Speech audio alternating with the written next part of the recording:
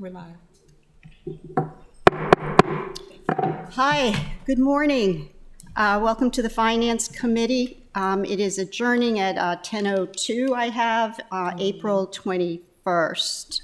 All members are present, as well as my colleagues, Alderman Pendle Charles and Alderman Arnett. May I at this time have a motion on the agenda? We're going to convene the agenda as opposed to adjourned. Did I say adjourn? Because we would be done, yes. Okay, this is so we'll convene. this is the coffee undrunk. I will move approval of the agenda with some amendments. First of all, I'd like to add FT6, FT7, and FT8 under fund transfers. I would like to add, following fund transfers, a presentation by Ms. Erin Lee. And lastly, to remove the Finance Department's presentation. We are postponing them till another day. So I'll move approval of the agenda as amended. A second. All righty. All in favor signify by saying aye. Aye. So we have a full 3 hours. Could I have a motion to I think there's a question from Alderman Arnett. Alderman Arnett? Madam Chair, would it be possible for other council members to get copies of these FTs so we can follow along with your deliberations? Right, they are not The attached. to fund the transfers legislature. or whatever. I would have to defer to Finance Department. Thank you. Okay. At this time, could I entertain a motion for approval of the April 20th meeting minutes? Move approval of the minutes as written from April 20th, 22. A second. All in favor signify by saying aye. Aye. Aye.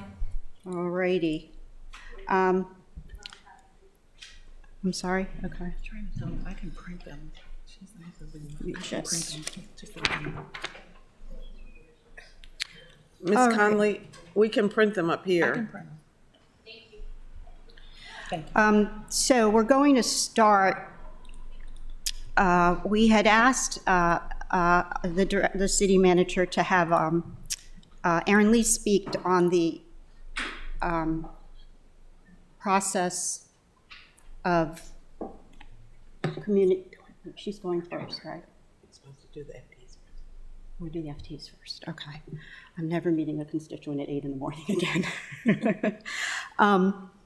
We're gonna go through the FTs first, and the two that are applicable 7 and 8. are 7 and 8. Did you get your copy, Alderman Arnett? All right, well, they're DPW related. So, Director Johnson, if you would introduce yourself and speak to, we'll do FT7, which is, it is a fund transfer from salaries and benefits to contractual services within DPW. And I'm going to have Director Johnson explain the reason. Good morning, Madam Chair. Mike Johnson, Director of Public Works. FT7 it resulted because of the inability to fill a staff position, a facilities maintenance engineer 2 position. That the person holding that position retired November 1st of 2021. We haven't had any success or any viable candidates to replace him. So the transfer is needed to contractual services to have contractors perform the work that staff, that FTE would have, or before, have done prior to, if we were able to fill that position. So that's really what that is for, to cover contractual services pertaining to the work that FTE would have done. So, thank you. For clarification, is that position that's being filled by this fund transfer, is it on an hourly or time and material kind of thing, or how does that work if it's not? It probably would be a mixture. It's not one thing. It would be, whatever the contractor, so the specific task that is given would be a variety of contractors that would be contracted with to perform the work.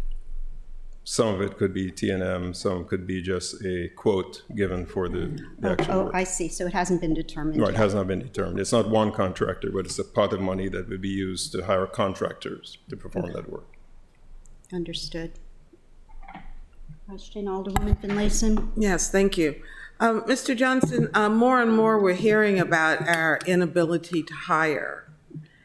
What's the barrier to filling any positions that you have?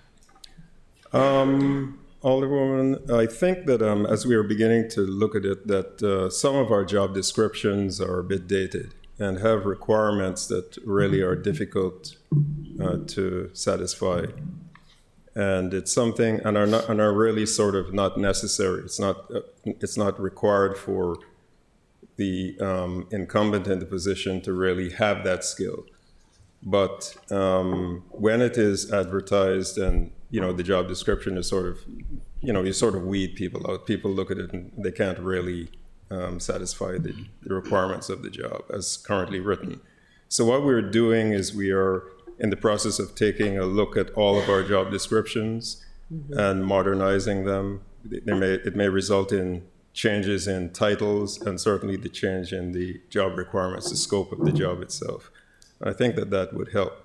But generally, in the technical area, it's a bit tight right now. Might have something just to do with the fact of what's going on in the economy, that people aren't really looking to take advantage of opportunities at this particular time. So those two things, I think, are contributing to the problems that we're facing. Well, I'm glad to hear that you're working on the job descriptions to make them more appropriate for what the work is. I also wondered whether any of it is COVID related, of people not going to work because they were getting unemployment or other benefits, and if that had anything to do with. For these positions, I'm not so sure that unemployment would really be competitive with what they're paid. They're reasonably well compensated, so I'm not sure that that's a major factor. I think that the two items I mentioned are probably more likely to be contributing to the problems that we're facing. Thank you. You're welcome. Alderwoman O'Neill, any questions? Okay, at this point, would I entertain a motion for favorable recommendation for this fund transfer? Madam Chair, I'll move a favorable recommendation for FT 722. A second. All in favor signify by saying aye. Aye. Aye. Director Johnson, the next one is FT 8-22. This is a fund transfer. And let me just reiterate that these do not, very important to note that these do not increase the total budget. This is a transfer from the capital reserve revenue and construction expense appropriation from the swimming pool project and the roadway project to the Truxton Park tennis courts and fence project due to construction cost increase. So could you explain that further for us? Yes, Madam Chair. This project, the Truxton tennis courts project, was plagued with many problems through its life, if you will. I think it started off with as I reviewed it, and it has been around long before I joined the city. But I think that the scope of the project seemed to have evolved over time. So you had like scope creep. Wasn't, so to mitigate that, we sort of put in more controls to prevent that from happening with future projects. And then there were some professional services errors that I think were part of the design as well. There were errors in the design. And those, during the construction phase, what was shown on the plans didn't exactly match with what was found by the contractor once he started working. So this figure here would allow us to pay for the final change orders that were associated with this project and to close it out and to get it completed, resolve all the outstanding bills. This kind of event could not occur with the current procedures that we have with CIPs now, whereby we are not allowing projects to just wander into the CIP in some kind of indisciplined way. The way in which we deal with CIPs now is through the project initiation phase, where the engineers and project managers are required to undertake a fairly detailed analysis of all aspects of the project, including risks and likely costs, to ensure that when we come to council to request a budget appropriation, that we are fairly certain that that's the amount of money needed to perform the job.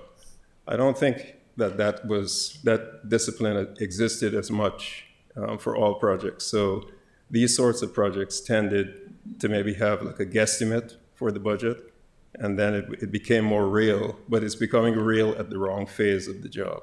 You really want that to occur during the design phase, when it's easy to deal with, or easier to deal with. During the construction phase, it's far more expensive and a lot more difficult to deal with. So this is one of the last projects, I think, that will experience this, but this will help to close this out and resolve all claims and bills. Thank you. I'm taking that all in. And I hope that you reiterate that when we do review the capital budget during this review process. That's really important to hear. Specific to this, did this originate as a Parks and Recs project, or was it always DPW? I just remember when there was a delay, I would always go to Parks and Recs and say what's going on with this project, so maybe I was misinformed. I think Parks and Rec, as I understand, was our internal client. It was a DPW. We were the agency that executed the project, but our internal client was Parks and Rec. That's interesting. But starting off, as I said, the scope wasn't really, it evolved. So can we put it that way? You're right. So as you had many redesigns and false starts, so to speak, before we actually got going. So the project took a bit longer and costed a bit more than it probably should. Okay. Mr. City Manager, do you have anything to add to that? No, I think that's an accurate description. There were always soil and water issues at that site, and so that led to a lot of delay. And then we tried to expedite the project, and of course that's a mistake when you try and accelerate, because that just makes it take longer, because then the designer had some really significant design issues during the project. So it was one of those that seemed to follow Murphy's Law of anything that can go wrong did go wrong on that project. Yeah, and that adage that a construction project usually doesn't recover from the beginning errors. Any questions from my colleagues? No. Alderman Arnett. Thank you, Madam Chair. It's a small amount, but as one who hears a lot about potholes, I cringe every time I see money coming out of road construction. That was the only place we could find that $17,000? Unfortunately, yes, given that we were trying not to increase the budget, we looked at free money, so to speak, money that wasn't really obligated, and reappropriated it to deal with this. Thank you. I'll send the calls to you. They'll make it to me eventually. Thank you.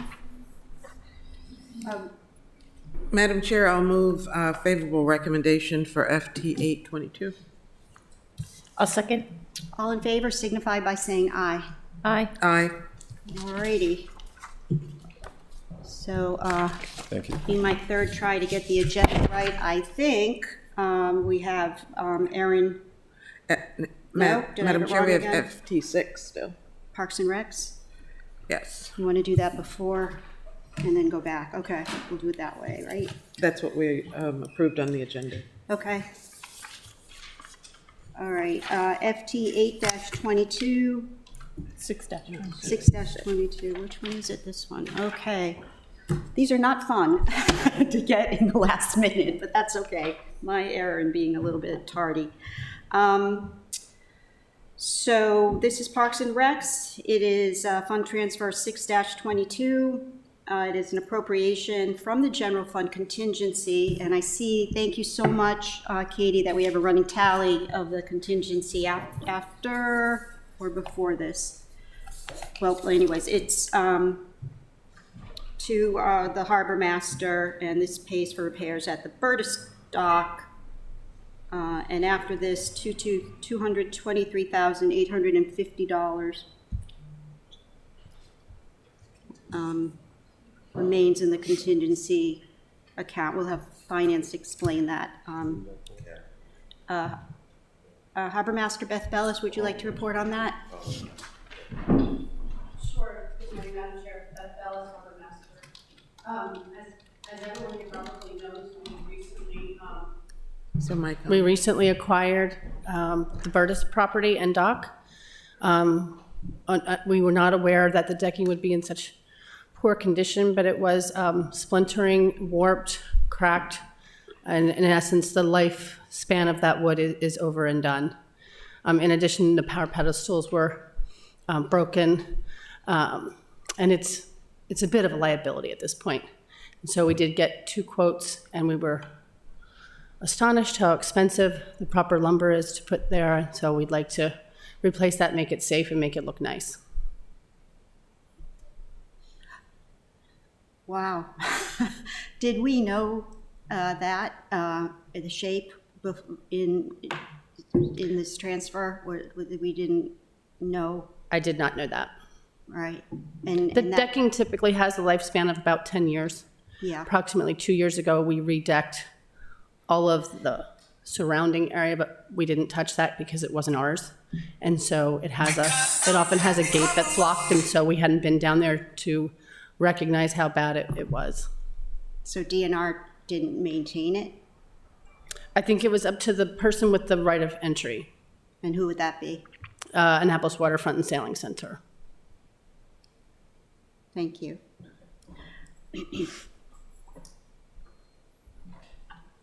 Alderwoman O'Neill?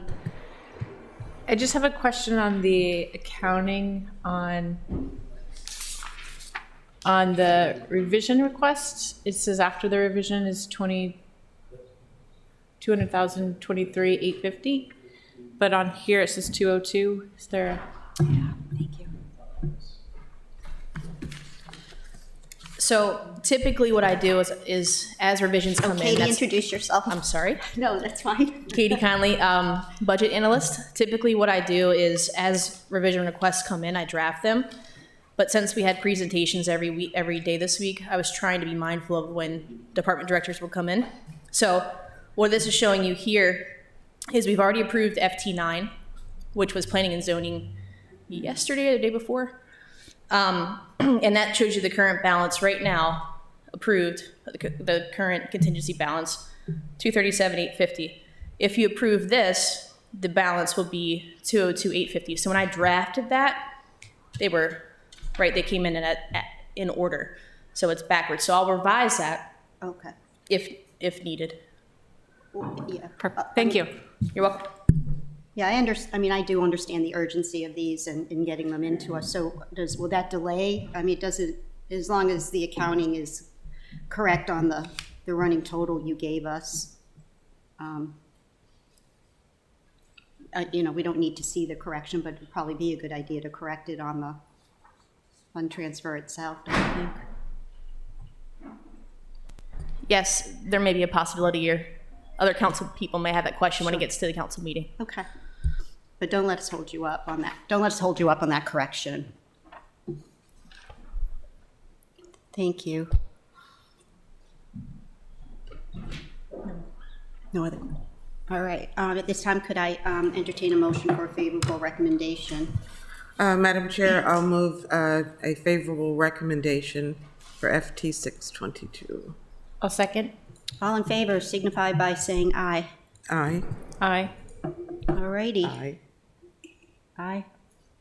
You get to vote too. Aye, yes. Okay, well, let's get to it. Yeah, Ms. Lee? Miss Lee, could you come forward? And you know, while you're doing that, it was interesting because this morning in the New York Times, there was this article, and it does involve Office of Community Services, and it involves our Parks and Recs Department. There's a political scientist, her name is Suzanne Mettler, and she coined the phrase, well, the submerged state, but it was to describe a core feature of modern American government. And her thesis is that many people don't realize when they are benefiting from a government program. Quote, Americans often fail to recognize government's role in society, even if they have experienced it in their own lives. This is because so much of what government does today is largely invisible. I thought that was very applicable to you and to the programs, et cetera, that Parks and Recs offer. So thank you for allowing me to say that. So Ms. Lee, we called you today because we wanted to use the full 3 hours, May, whatever it is, when we review the community grants. And we wanted to give you time to explain the process that you went through. There is a codified process that making up the committee and all that. And if you'd like to explain that, and then my colleagues have questions as well. So thank you for taking the time. Thank you for having me as well. Good morning, everyone. Good morning. So, of course, we're building that selection process. Is your mic on? Green light? Oh, there we go. I apologize. So, yes, so myself and the Annapolis Community Grant Review Committee, we use the Chapter 16060 of the Annapolis City Code in our selection process. And that lists that, subject to the availability of funds, the city shall consider funding and operating and/or capital grant to a nonprofit organization with application submission that meets one of the following priorities. And with these 4 priorities, those were our main guide points. And we did also add extras as well. So the 4 guide points were provide services that sustain and empower youth, families, and individuals to move towards an improved quality of life and self-sufficiency, provides programs that preserve and enhance a community's character, provides programs that contribute to a vibrant economy, or promotes programs that are integral to community revitalization, economic development, and environmental sustainability. For the Grant Review Committee, we also included the positive impact of each applicant, I would say the utilization of the funds that they proposed on using, as well as the continued need for the applicant's services in the community. So basically that was your approved records was 16.16.06. Yes. Mm-hmm. And you know that made up the committee? I'm sorry. Sure, yes. So the committee is made up of about 5-6 members. We have Adetola Iyaji, and he is the African American Community Liaison of the Mayor's Office. We have Patty Norris. She is the Community Services Specialist / Community Outreach with the Annapolis Police Department. We also had Teresa Wellman, who is the Community Development Administrator for the Community and Economic Development Division. We have Julie Donnelly, the Assistant Finance Director for the Finance Department. And Janine Coughlin, she's the Fire Administration Specialist with the Annapolis Fire Department, and myself. Sure, so yes, we met over... Oh, the question was how long did you meet? My mic was off. Oh, yes. So we met, I would say, over, since we received the application, so for about 3 months, we met off and on to discuss the applications, review over each one of them, and then we also had a final meeting where we just broke down the applications, the applicants, and how much money we were suggesting to allot to each agency. And when was the solicitation sent out to the agencies, and when was the deadline to submit? I do apologize. I know that the deadline was January 30th, I believe. I do not know when the solicitations were first sent out. Yeah, I'm just looking to make sure that they had ample time to respond, so. It was about, I think it was about mid-December that the request went out. Okay. So it sounds like you did sort of some kind of force ranking. Is that, or? Yes, well, I would say the ranking we did look at, so for the returning applicants, we had a total of 37 applicants with 4 that were brand new. Ms. Lee, I'm having trouble hearing you. Could you move a Oh, little closer? sorry. I was just saying that we had a total of 37 applicants, 4 were brand new. And for the ones who were returning, we did look at what they proposed during the previous fiscal year and what they received during the previous fiscal year. And just using those guidelines, as well as those that were in the city code, as well as our experiences, as well as our clients' experiences with the nonprofits, that's how we were able to rank each organization. My last question is, how many new applicants do we have this fiscal year? Sure, there were 4 new applicants. 4 new applicants. And the repeat then was the difference. Is that 33? Oh, yes. So that would make about 33 returning applicants. Returning and 4. Okay. Questions? Yes, thank you. And thank you, Ms. Lee, for taking on one more thing as our social worker. First of all, I want to make a comment about the new applicants. It should be very clear that only a few times during my tenure on the council have we denied funding to new projects. And that was because we had severe financial restrictions.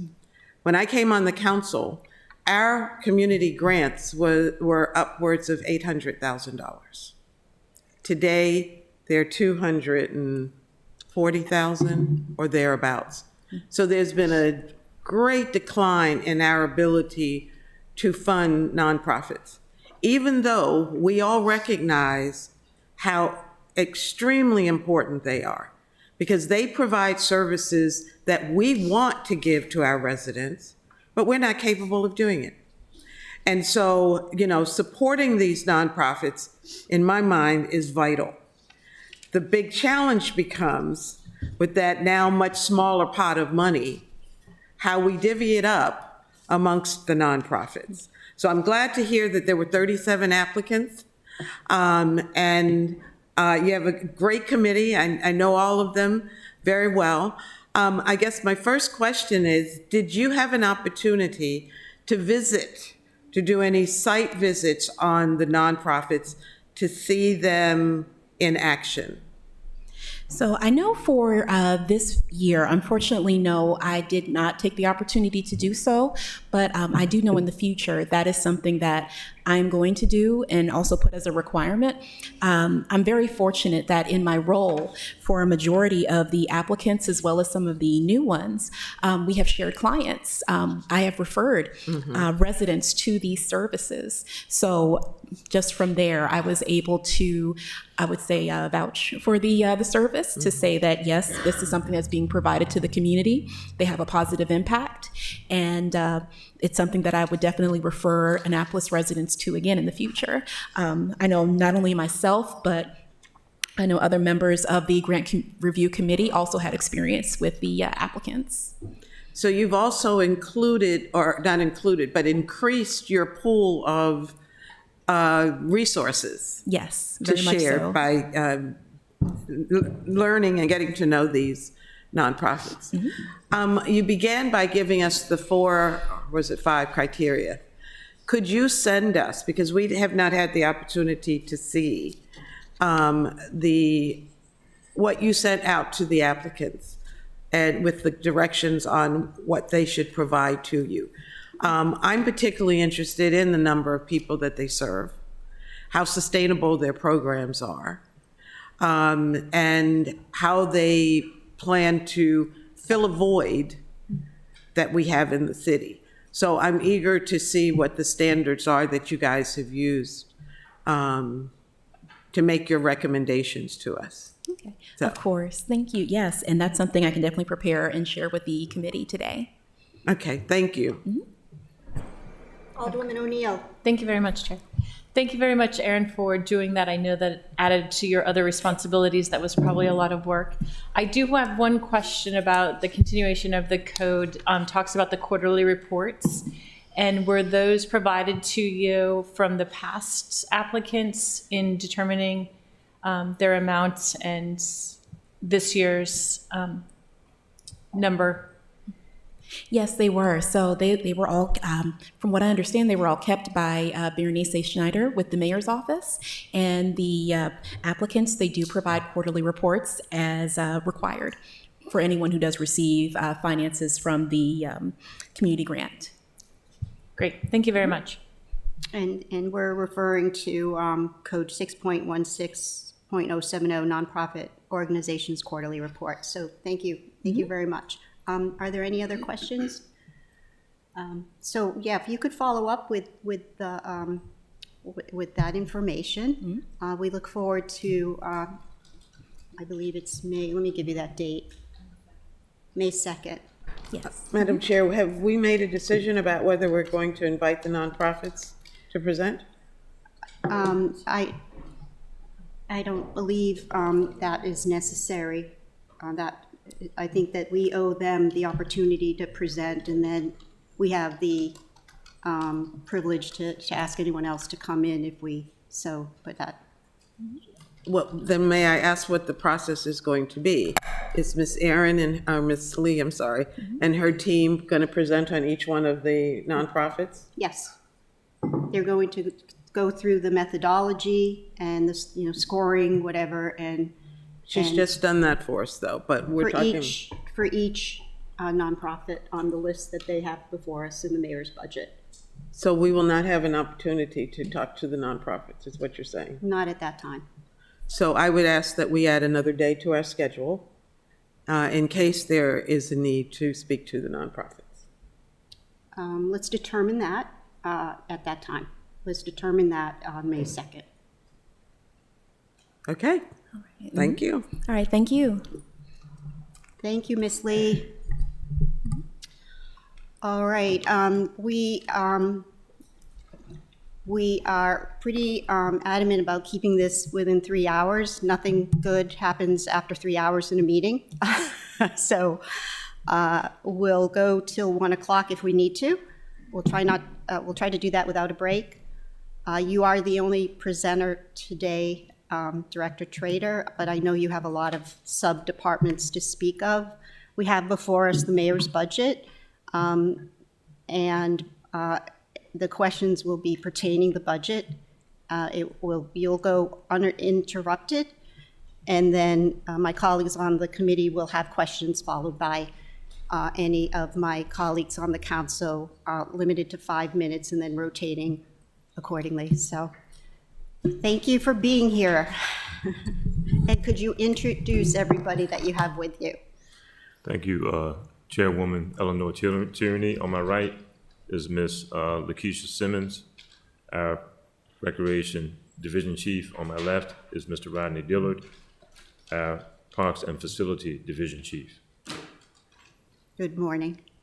And behind you, well, Oh, I'm sorry. Ms. Beth Bellis is here from the Harbor Master, thank you. as well, and Tyler Okay, from the Harbor Master thank as you. well. Forgot his last name, sorry. No problem. And Mr. Reggie Vance is here, Dr. Reggie Vance is here as well, Excellent. Recreation Consultant. All right, so you have a presentation, the slides, are those? Yes, we do. Well, thank you. Thank you for having us. This is the Recreation and Parks budget presentation for FY23. The vision statement to enhance the lives and wellness of all citizens and communities. A mission statement is Annapolis Recreation and Parks enriches the quality of life by providing recreation, education, and wellness in programs, in facilities, parks, and waterways.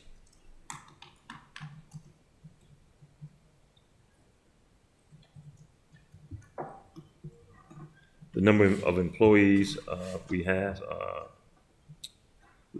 one exempt, 22 civil service, 11 contractors, and a total of 34 employees. We manage over 200 acres of parks and trails throughout the city, manage 38 parks, manage 8 facilities, and offer over 3 million hours of recreation throughout the city. This is an example of the organizational structure for the recreation and parks, starting with the city manager. 2021 and 22 highlights: offered over 3 million hours of recreation and leisure, remained open during COVID-19, specifically the Pip Moyer Recreation Center and the Stanton Community Center. Safely kept the pool open during the COVID-19. Safely ran 44 camps, serving over 680 children. Purchased 1 new harbor patrol boat, received $250,000 grant to dredge and install new floating piers. Increased Annapolis Harbor revenue by 26%, fiscal year 21. Produced e-learning programs while schools were virtual for 78 students. And I just want to put emphasis on that. That refers to what you were saying earlier, Chairwoman Eleanor Tierney, about what we do in recreation programming, how transparent that is to the public. They just don't know.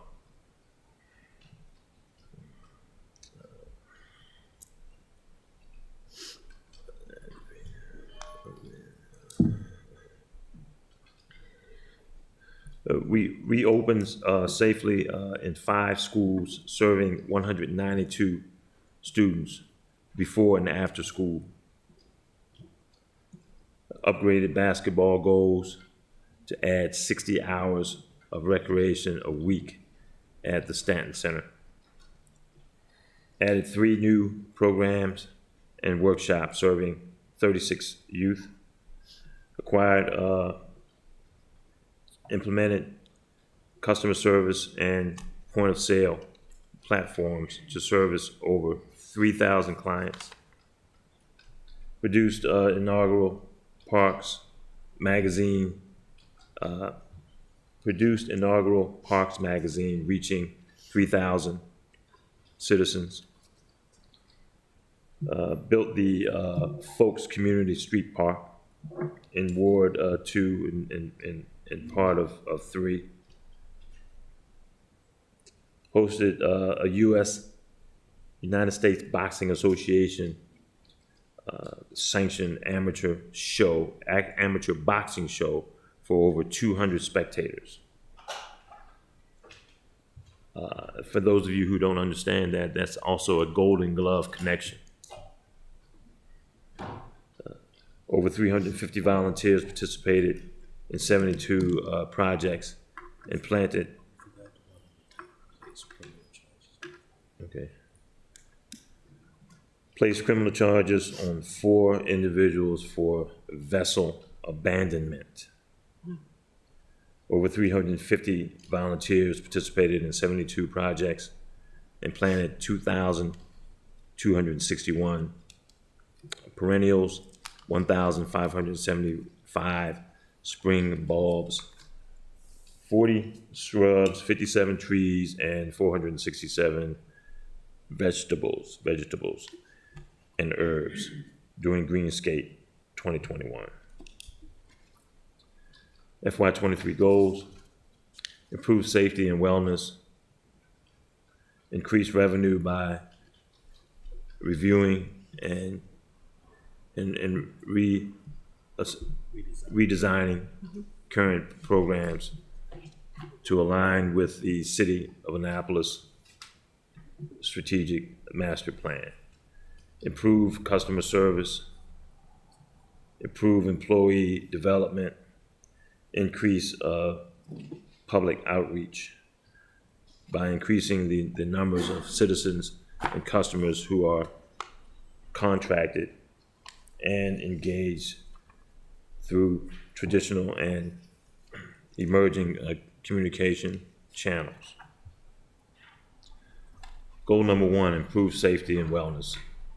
Objective: educate 4 groups per year in boating safety for up to 400 people per year. Decrease recreation facility accidents and incidents by 5%. Increase recreation, fitness, and leisure activity by 5%. A benchmark: currently providing boating safety and education to 300 people per year. Current number of recreation facility incidents. Current hours of recreation, fitness, and leisure provided. Performance measures for this goal: increase boating education by 100 people in 2023. Annapolis recreation, wellness, and aquatics utilization is comparable to similar municipalities. Annapolis recreation and parks, recreation, fitness, and leisure is compatible to similar municipalities. Goal number 2, increase revenue. Objectives: increase membership fees by 5%, decrease non-performing programs by 10%.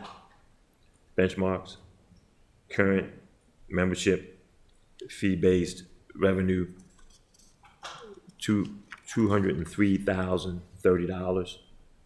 Positive revenue programming versus non-positive revenue programs. Performance measures: Annapolis recreation and parks dues and fees are compatible to similar municipalities with the voice of the community input. That's the acronym VOC. Annapolis recreation and parks programs are consistent with voice of the community and performing accordingly.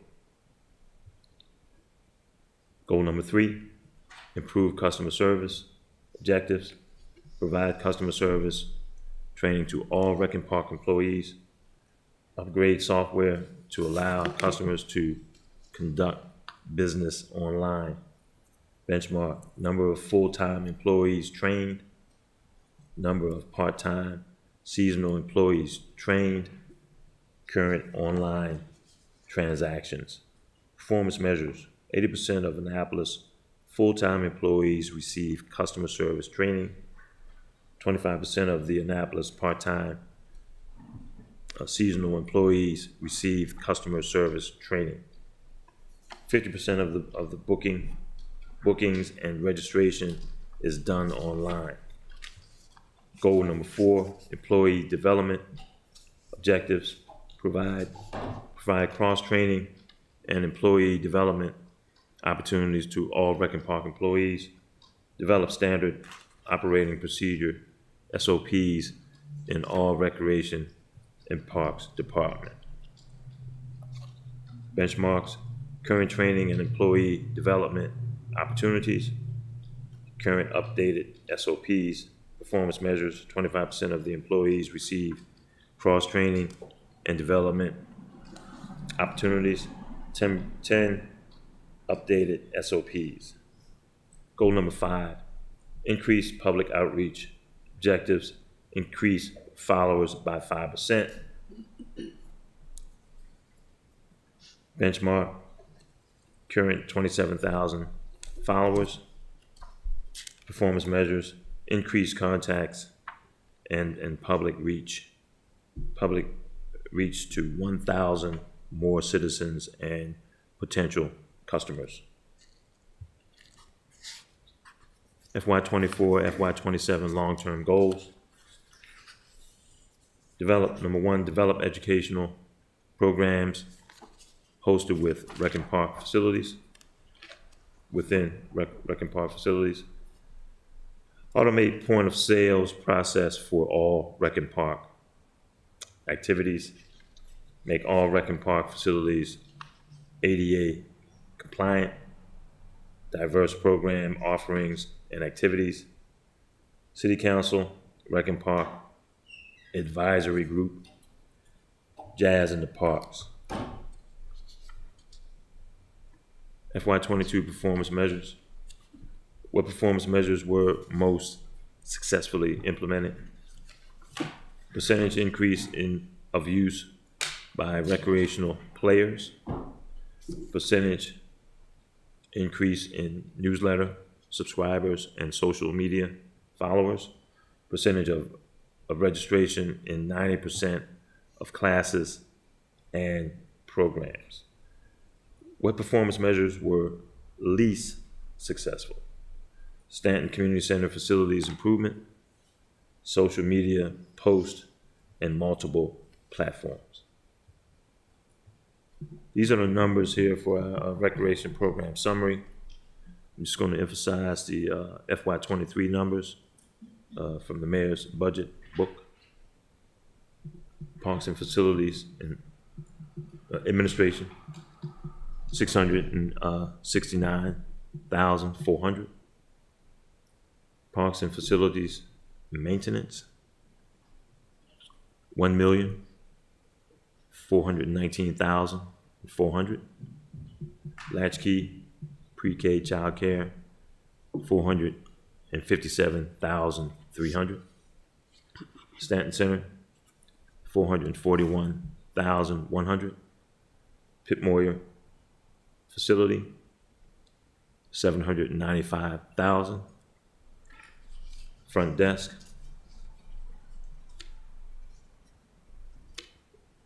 that's zero because the front desk has been incorporated into the Pip Moyer Recreation Division.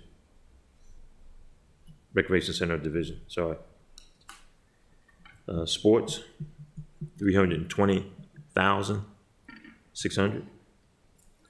Health and fitness, 262,600. Kenneth R. Dunn Pool, 435,800. Harbor Master, 736,700. Arts and public places. That's a zero. For a total of 6,218,600.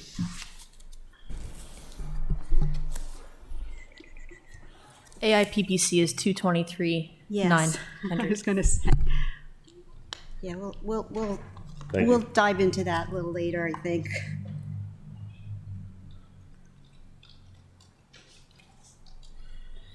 Okay, changes from FY22. Update. Update organizational chart. Change parks and facilities to facilities, parks, maintenance, and parks maintenance. Change latchkey to pre-K, 5th grade childcare. Number 4, add Kenneth R. Dunn to Kenneth R. Dunn Pool. Those were not reflected in the 23 budget as of today. So I will move on. Contract services, changes from FY22 contract services. Increase IBO men's basketball officials, $5,000. Increase Chesapeake officials, youth basketball officials at the Stanton Center, $1,000. Increase Chesapeake officials, youth basketball and adult softball, $1,500. Okay, Katie, excuse me, Director Trader, just backing up on slide 16, the software purchase, that capital outlay is or is not in the mayor's budget? It is not. Thank you, Director Trader. And then on slide 17, those I assume are changes in the budget, in the mayor's budget, included or not included? Well, we submitted it Okay, as a request. yeah.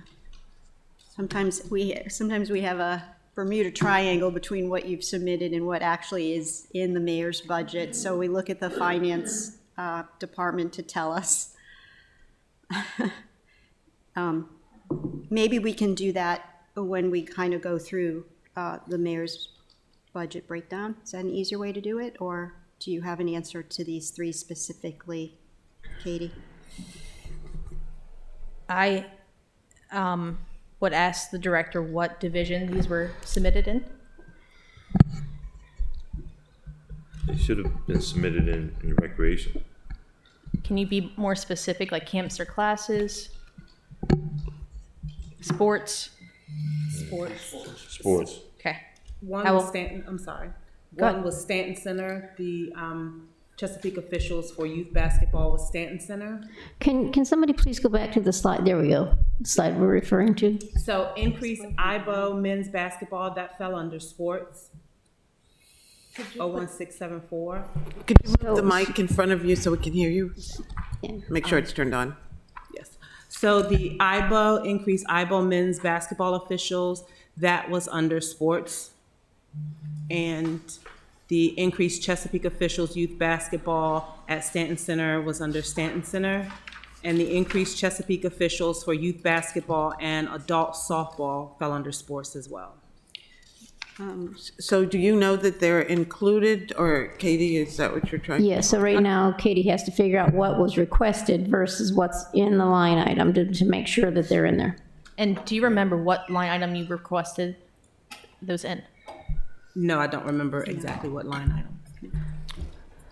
Well, I mean, in the sports budget summary that we have, there's no change in the budget from fiscal year 22 to 23 in contract services, but that doesn't necessarily, There is a sports officials line as well, isn't there, Katie? under what summary? 01674. I believe so, but the heading does say contract services. I think that's. Oh, okay.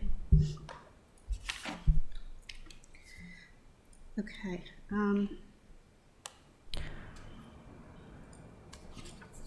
Madam Chair, I'll keep looking if you want to keep going. Yeah, I mean, that's what it will come down to, is what, or the terminology, we're looking for is enhancements, and whether they're in or out. This implies, unless noted otherwise, that these are in the budget, but we'll wait to hear from the finance department, so. So I guess we can continue to slide 18.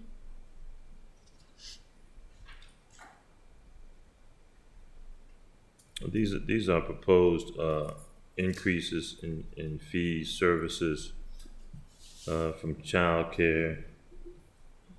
Proposed is $120, $300 monthly.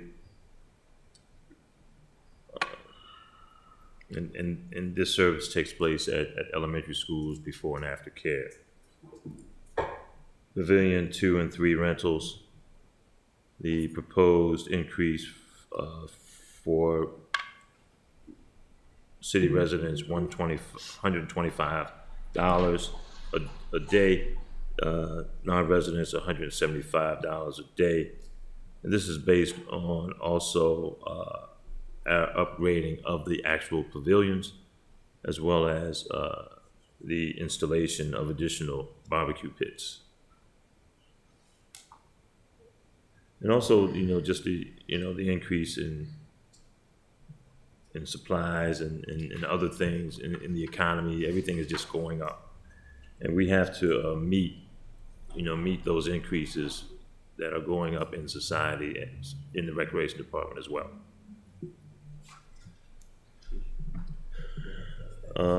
Pip Moyer, a single room rental, proposed $45 to $55. Pit Moyer Recreation, large meeting rooms, $125 to $145 an hour. Summer Basketball League, $700 per team. We anticipate a dramatic increase in referee fees.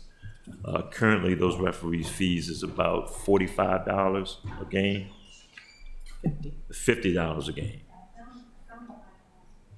And so we actually anticipated it going up to at least 60 or maybe $65, $85 a game. So we have to meet those increases, or else we wouldn't have a summer league, which has been in place for 46 years. Pit Moyer Recreation Center kitchenette, $15 to $20 an hour. Waterworks Park, $15 to $20. Keep in mind that Waterworks Park has never been increased since for about, I would say, 12 years. Since the first permit cost was set, Waterworks Park has never increased. Waterworks Park annual, up to $125 proposed. Pit Moyer Recreation Center, indoor court, proposed $65 residential, $80 non-residential. Pit Moyer Recreation, full gymnasium. That means the full gymnasium is the rental of all 3 basketball courts, the entire 3 basketball courts. Okay, that's from $195 to $240. Auxiliary gym, $100 to $150. So those of you who are not familiar with the Pit Moyer Recreation Center, we have 3 regulation size official basketball courts plus an auxiliary gym, which is a little larger than each basketball court.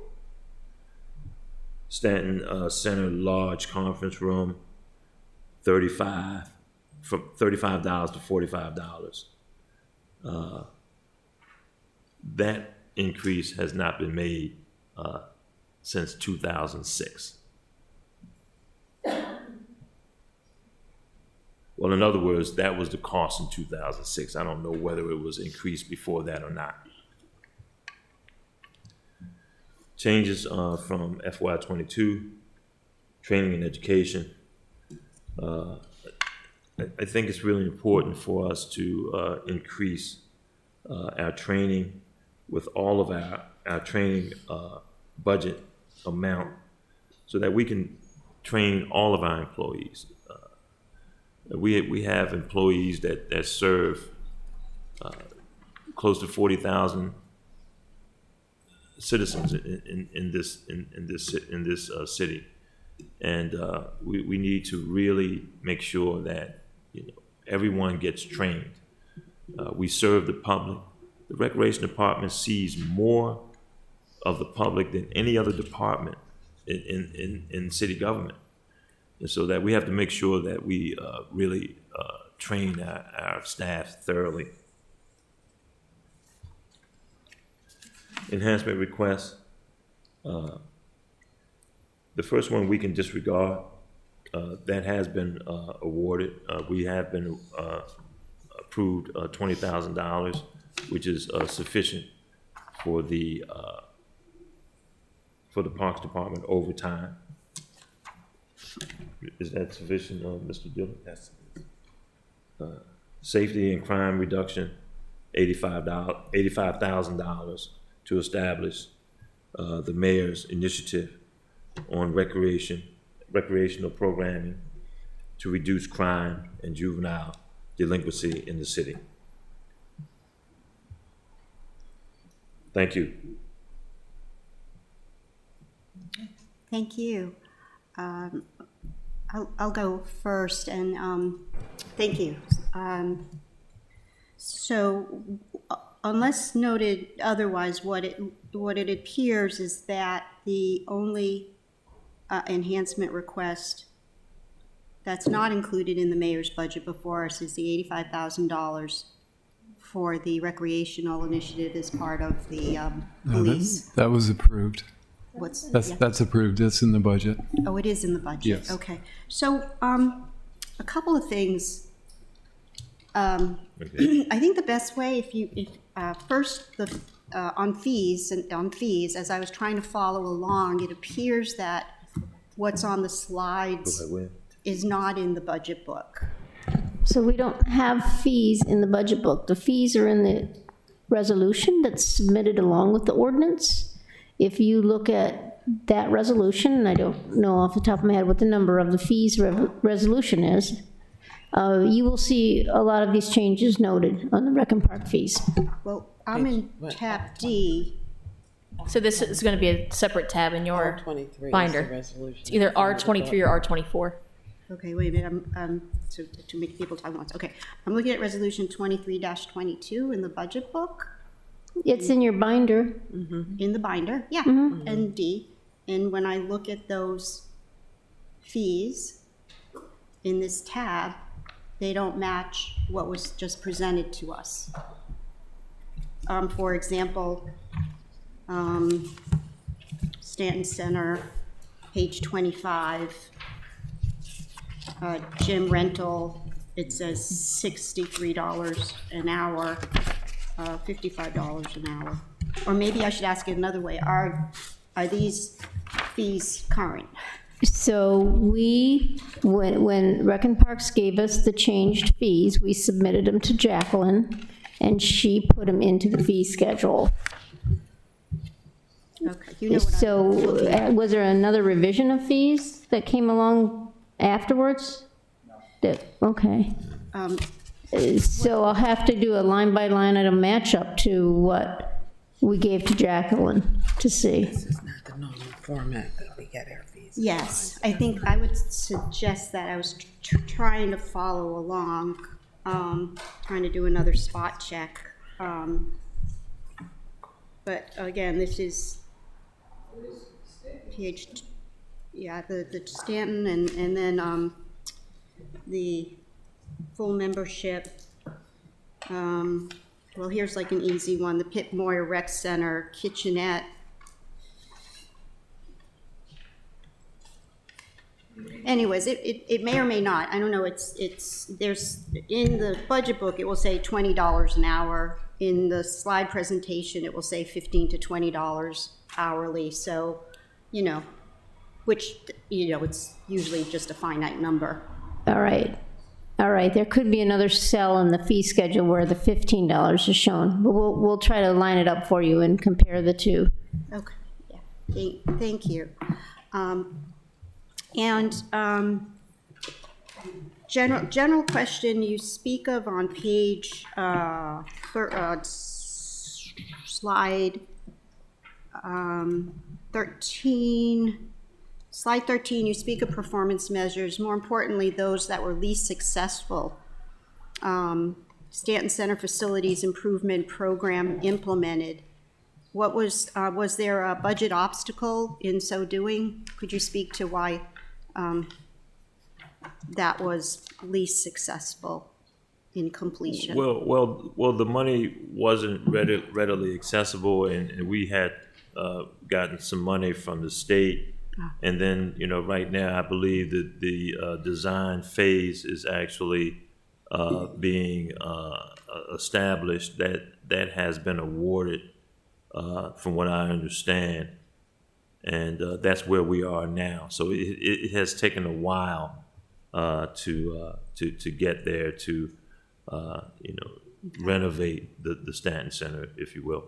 But the money is appropriated from For the design phase, yes. I don't think it's there for the construction phase yet. And there's money coming from the state, from what I understand. That is correct. Yeah. Okay.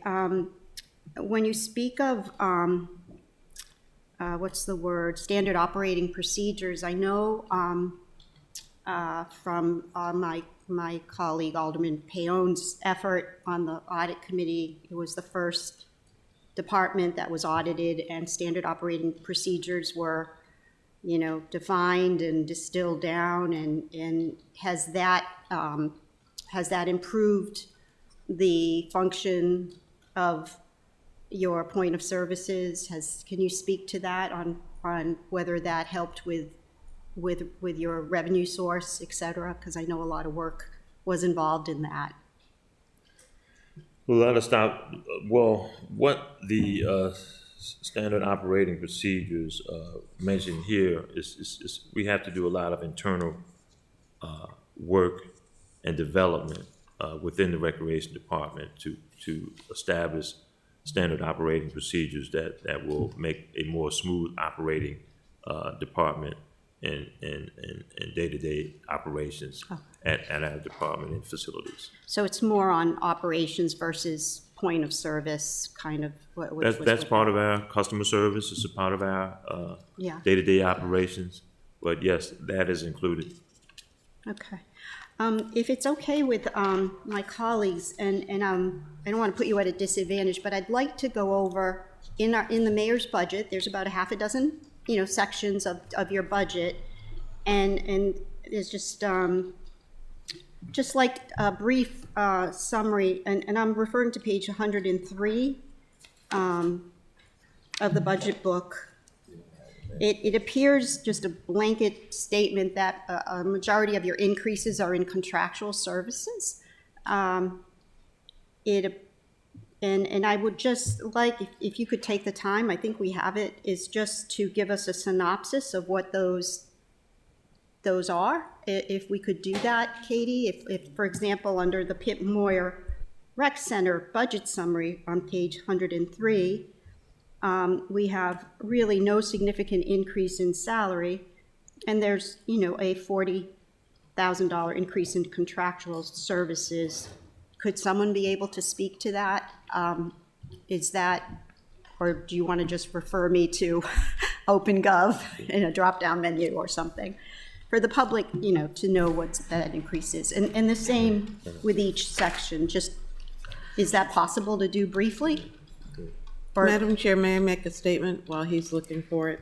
Mm-hmm. I believe that a large percentage of the Rexham Park budget is seasonal employees. And I believe those seasonal employees are the contract employees. That would make sense. So maybe if you could highlight, Director Trader, the seasonal employees, so that we're looking at, why you have so many people on contract. And I suspect it's because they're seasonal. Is that correct, or am I Well, that is correct. I mean, that's a very good point. That's because we have to contract individuals in summer camp. We contract other individuals in summer programs at the pool, and there are a lot of contractual services that are going to increase with time, and so that's why we're asking for more money. Every contractual service is going up, and I think I'm going to defer to Mr. Dillard regarding contractual services that he deals with regularly. Yes. Would you get on the mic, please?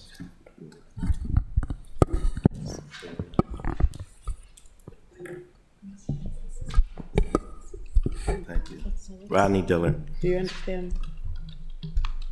At the beginning of the fiscal year, I have to set up contracts with contractors within in my department with blankets due to some of the work, like plumbers, electricians, work that we have to outsource, work that we have to put out. And that gets very expensive because, like, we do take care of 38 parks and eight facilities. the Stanton Center has over the last 4 years had fell under Recreation and Parks. At first it was under PW, now it's under Recreation and Parks. So everything that gets fixed on the minor side, we have to fix it. Well, we share it. PW fixed the major internal stuff. But the building is so old. I get $20,000 in my facility budget, and that's including the facility that we are in recreations, some of the outer portions of the Pit Moyer, and mainly the Stanton Community Center.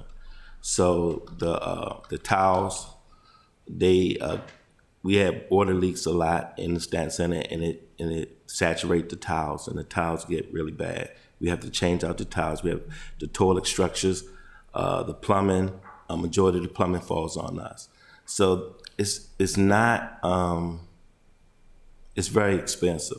Mm-hmm. Each year, especially after COVID, everything went up in cost. Yeah. Our budget remains the same. So to pay for a contractor or shipping fees, to bring in stuff from out of state, it used to be $120. Now it's like $400 just to bring it in for shipping, and not to mention what it costs. To have a contractor come out, a few years ago it was probably $500 or $600. Now it's $900, but we're still dealing with the same playing field, money-wise.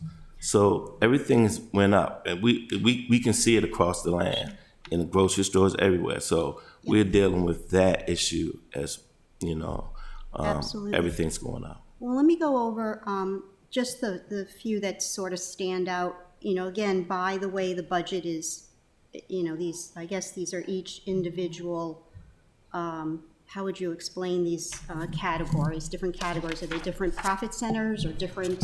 So I would call those organizations. Okay. They have what I would say 3 main divisions. Correct. That's parks and recreation and harbor master. Correct. But within those, they have a lot of different divisions, or we call them orgs, because that's the term that we use in Munis. So each one has, the parks only has the one division in it. Right. But the recreation is multi-divisional. Right. And so what is your specific question? We were talking about employees at first. Do you want to? Well, let me work with the way you have it in the budget. Okay. We have Parks and Recs, and then we have we have Pip Moyer, we have Parks, we have admin, Latchkey, Stanton, Sports, Camps and Classes, Health and Fitness, Pool, and Harbor Master. So what is substantial, not, relatively speaking, is if we look at the Latchkey program, for example. The expenditures are up, from fiscal year 2022. That one's percentage-wise is a little significant, and could you explain what that, it looks like it's in salaries? Is that correct? We assumed that things are starting to get back to normal in fiscal year 23. So 22 was still impacted by the pandemic. So we're starting to get back to normal in fiscal year 23. Yeah, that's absolutely, I see that. For those, I see that, because under Latchkey, the proposed expense is, for example, $403,500, and it's higher than last year because that was pandemic, but it is even not quite up to pre-pandemic levels. So that's a good explanation of that. Am I losing anyone? No, Okay, I'm following. okay. All right, the next one would be sports, and that's on page 104. It looks like, again, that is, we had last year 163,000. This year we have 212 for salaries and benefits, and a marginal increase in contractual services, going just a tad over pre-pandemic levels. Is there any other explanation there? Okay, so I would think that you could talk to that, what activities you've seen increases in since we're recovering from the pandemic. Yes. Under the sports budget. Yes, so under salaries and benefits, we do need to hire, pre-pandemic and during the pandemic, we didn't run some programs in some leagues, and so we anticipate running those leagues and running those programs, which will require us to hire people to like do scorekeeping, increase in all of that. So that's the increase in the salaries. Contractual services, the increase is again, the increase that Director Trader spoke to of the sports officials, whereas it used to be $55 to $65, it is increasing to $85 per game. And that would explain that increase. Excellent, thank you. Thank you so much. The next one is, it's camps and classes, it's just a $60,000 add, 627 to 680,000. And it appears that it is sort of supplies. That one is mostly in supplies, if I'm not mistaken. Can anyone speak to that? Yes, I can. Thank you. So the increase in the supplies would be that we anticipate opening more. We're going to offer before and after care at additional schools. Currently, we're in 5 Annapolis area schools, and we want to open it up to more. And if we are able to open it up to more, that would increase our supplies that we would need to provide for those additional sites. Excellent, thank you so much. Madam Chair, camps and classes also has the $20,000 for pop-up camps and the $85,000 enhancement. So is that where, wait a minute, hold that point, is that where the enhancement of the police The 85? camps, the The 85,000? 85,000, is that in Is that camps where and classes? this is? 85,000 is in camps and classes, yes. Correct, and that would be, I don't know if it's in contractual, it's probably in the supplies and other Right, we, line item. Okay. You can see it there jumping to 104. Okay. Alderwoman Kendall Charles is here, so I think she'll be happy to know that 85,000 is in the line item. Okay, alrighty, and then just 2 more. This is all fantastic. Thank you, Mr. Gerald. Yeah, I think you'll find much of this is pandemic related. I just went back and Yeah. did a couple of FY19 summaries, which was our first full pre-pandemic. Yes. And those balances are more comparable to what you're seeing in '23, and '23 is a little higher because of the increase in the salary levels and COLAs and stuff like that. Oh, yeah, I mean, it's definitely in an inverted bell curve, you know, because of the Yeah, pandemic. yes. Yeah, so we're getting back to, right, as we should, more importantly, here than in other areas for the kids. So the pool is about 100,000, and that looks like it's in salaries. Is there a new person there, or a little bit in contractual? Supply stays the same. Is anyone able to speak to that? Pool. So, excuse me, part of the increase of the pool is we have to hire additional security there, so that would be where some of the increase is coming In in. salaries and no, benefits. that's in contractual services. Okay. Yeah, but we, again, pandemic related, And the new pool, right. the new pool is bringing in a far higher level of participation, lots more in fees, and they're hiring additional staff because they have Yes. additional needs for the pool and So it is, they're hiring more staff. they're hiring more staff and bringing in the revenue as well. Okay. And I know these are in the drop downs of OpenGov. It's just hard to, not everybody has that, so. And if you will, Chairwoman Yes. Eleanor Tierney. Let it be noted. I want to let it be noted that in FY22, we made close to $250,000 at the pool. It's a success story. Okay. I appreciate, Yes. I think we're Yes. all like really happy about that. Yeah, and that's without primarily any net revenue involved. That's straight revenue. Yeah, it's a definite example of adding additional source of revenue that we desperately need, and it's been successful. And let it be known that only my grandmother and Director Trader call me Eleanor, and I love it. Well, may she rest in peace. Anyways, so, and then last but not least, the harbor master, that looks like it's an added position, if I'm not mistaken. Is that a correct? Yes, we added a contractual watch commander. Added one last year, added another one this year. Yeah, so that's in salaries and benefits. Okay, and arts in public places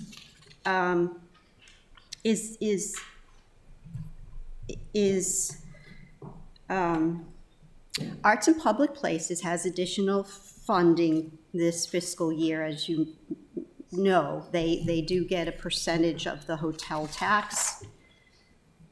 And so I guess the first question, and I think Alderman Arnett asked me this question, I didn't know the answer, is that in addition to what is codified, or is that what they get now only? So I don't have that code reference. I don't recall exactly what the code says. We used to give them $40,000 a year. Correct. But the occupancy tax is resulting in far more than that. So we're not appropriating the $40,000. We're giving them the occupancy tax Okay. piece only. And so in the budget book, in Arts and Public Places Fund Budget Summary, that is, it's. Madam Chair, I think I know where you're headed, and if I could You answer. always do, Katie, go ahead. So we're anticipating 120,000 in new revenue next year. Yes. And in the code, it says that we have to appropriate AIPPC's full fund balance. So that jump that you see there, Yes. that additional above the 120, Yes. is what we expect their full fund balance to be in 22. Or 23, I'm sorry. Okay. And if you go back to I think it was page 20 in the budget book, you'll see the fund balance summary there. Oh, okay. I know that you need a number, okay, yeah, there it is, okay. Okay, that's where it's appropriated. Yeah. Your mic. On the mic, 223,900 is their appropriation. Arts and Public Places is appropriated for fiscal year 2023, which is part of Parks and Recs. They're appropriated $223,900. So that's a big deal. And I may be wrong, but I believe per code, we should have their budget. And Alderman Arnetti, do you know that code offhand? Because you brought it to my attention. It's in Title VI, and I believe that it's a. Oh, there it is. Against the general fund. And I think it's One- something like 0.05% of whatever was the total appropriation. Entertainment tax, hotel tax. But that is up to that amount. In the past, we haven't been giving that amount of money.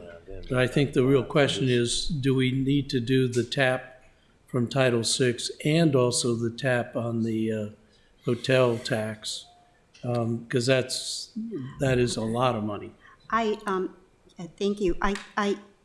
In 6.24.020, where I can't find is that percentage. I don't know if we need a code tweak, but I am hearing from Director Dickinson that we're not paying them both right now. I mean, they're getting that appropriation or sales hotel tax appropriation. Do you know where that percentage is codified, Jody? Is there a percent?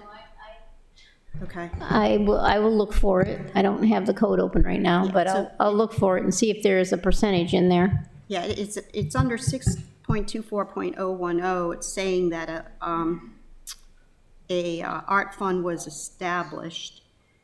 And what I would request is if we could get a breakdown of their anticipated expenditures for this fiscal year for that amount. If it's not utilized, it's carried over. So I'll just say that those questions probably should come to finance. As far as AIPPC is concerned, Rec and Parks is just a conduit to facilitate the payment of their invoices. Okay. And recently, we've had purchasing processing the invoices. James in purchasing is helping us get those through the payment process. So it's just a matter of facilitating their requested payments, which we get from Genevieve and then process for payment. Thank you for that clarification. Do we know how much they spent last year? When you say last year, are you talking about Last fiscal year. 21? That's probably in the OpenGov. So on the fund balance summary on page 20, you can see their fund balances rolling forward and what we anticipate them spending this year.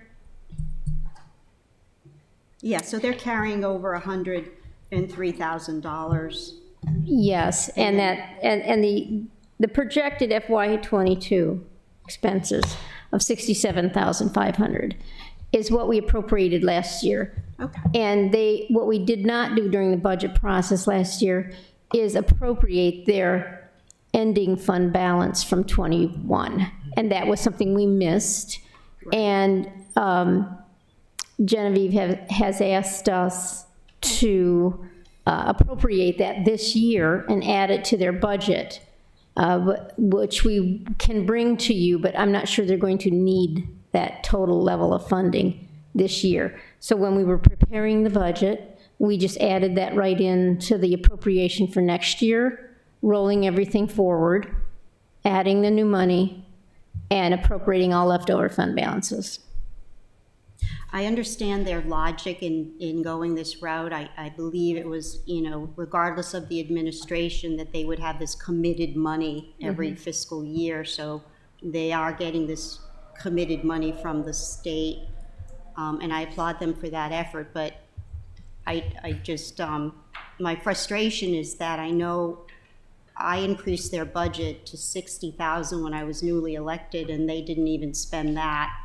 So I am hopeful that they will have a spending plan for this money that they've lobbied for. And They've been doing a lot more recently, and they've That's spent good more in news. this year than they ever have Looks before. like they did exceed, yeah. Okay. Sorry about the opinion, but it's a fiscally related thing.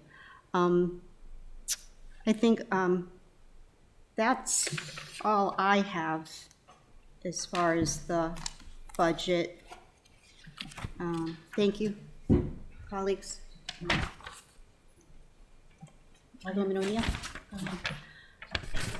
Thank you very much. I appreciate all the efforts that you put into your report. I do have a couple of questions, and I'll preface it by the fact that I have two children who extremely enjoyed summer camps for many, many years through Parks and Rec. And one of my questions was back on your goals, and it was increasing, sorry, and the way I wrote it down here, I can't even read it. The public outreach and also increasing the revenues at the same time. One of my suggestions would be when you're putting out summer camps, some of those that are more popular have more slots to them. As a mother of two children who also helped coordinate camps for other people, oftentimes I was dissuaded from attending Parks and Rec camps because, for instance, karate was filled up within the first day, and I went elsewhere. If there were opportunities, I think that we could continue to increase our revenue if there were maybe 2 karate sessions versus, and I'm not saying karate is the best one, but that was just the first one that came to my mind. I think that would be a great way for us to continue to increase our revenue sources from those camps, because I would honestly go someplace else, and often my kids wouldn't benefit from the Parks and Rec. They were going to a private camp. So I guess that wasn't really a question. But Sorry about that. It makes logical sense. And some, if I may. Yes. Some of the maximums that we have for our camps are not set by us. They're set by the people that are running the camps, like our capital SUP. We can only have so many children on the water at once for safety reasons. So that's why some of those are limited. But I do take your point, and we will look at that and see where we can increase the maximums for other camps. Right. I think that some community partnerships, expanding some of those with some of the local yacht clubs and things like that. And I do understand personnel is an issue, but that would be great. My other question was in regards to the latchkey that's now being called the pre-K through 5 childcare. And I see that there's a little bit of reduction in creating the numbers. Did you take into account that the school hours are changing come fall, and that the need for after-school care is actually going to be higher than in the past because elementary school kids are getting out before the high schoolers? Are you asking about the fees that we proposed? Fees, and also in our expense side, adding additional staffing for those. We did, but right now we're kind of in a holding pattern because the school board has not made a final decision on whether the start and end times, what they will be for next year.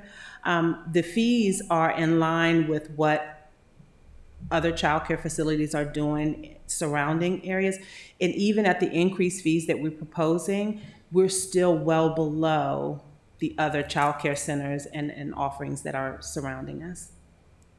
Okay. Again, as a working mother of children who are no longer in that, I often had a problem getting my children into the after-school care because of the limited number of spots. And I would just like for us to, it kind of goes along with that 85,000 we're doing for preventing violence. We're preventing 4th and 5th grade children having to go home to empty houses if we're able to somehow take advantage of the situation now as we're planning our budget. Let me also add, Councilwoman, that we will, starting in the month of May, we will be holding open forums at each elementary school to educate the community and parents on what we are actually offering at each school. Schools that come to mind quickly is Germantown because of the lack of attendance, Eastport Elementary, lack of attendance, and we have not been to Tyler Heights in quite a few years because of the construction.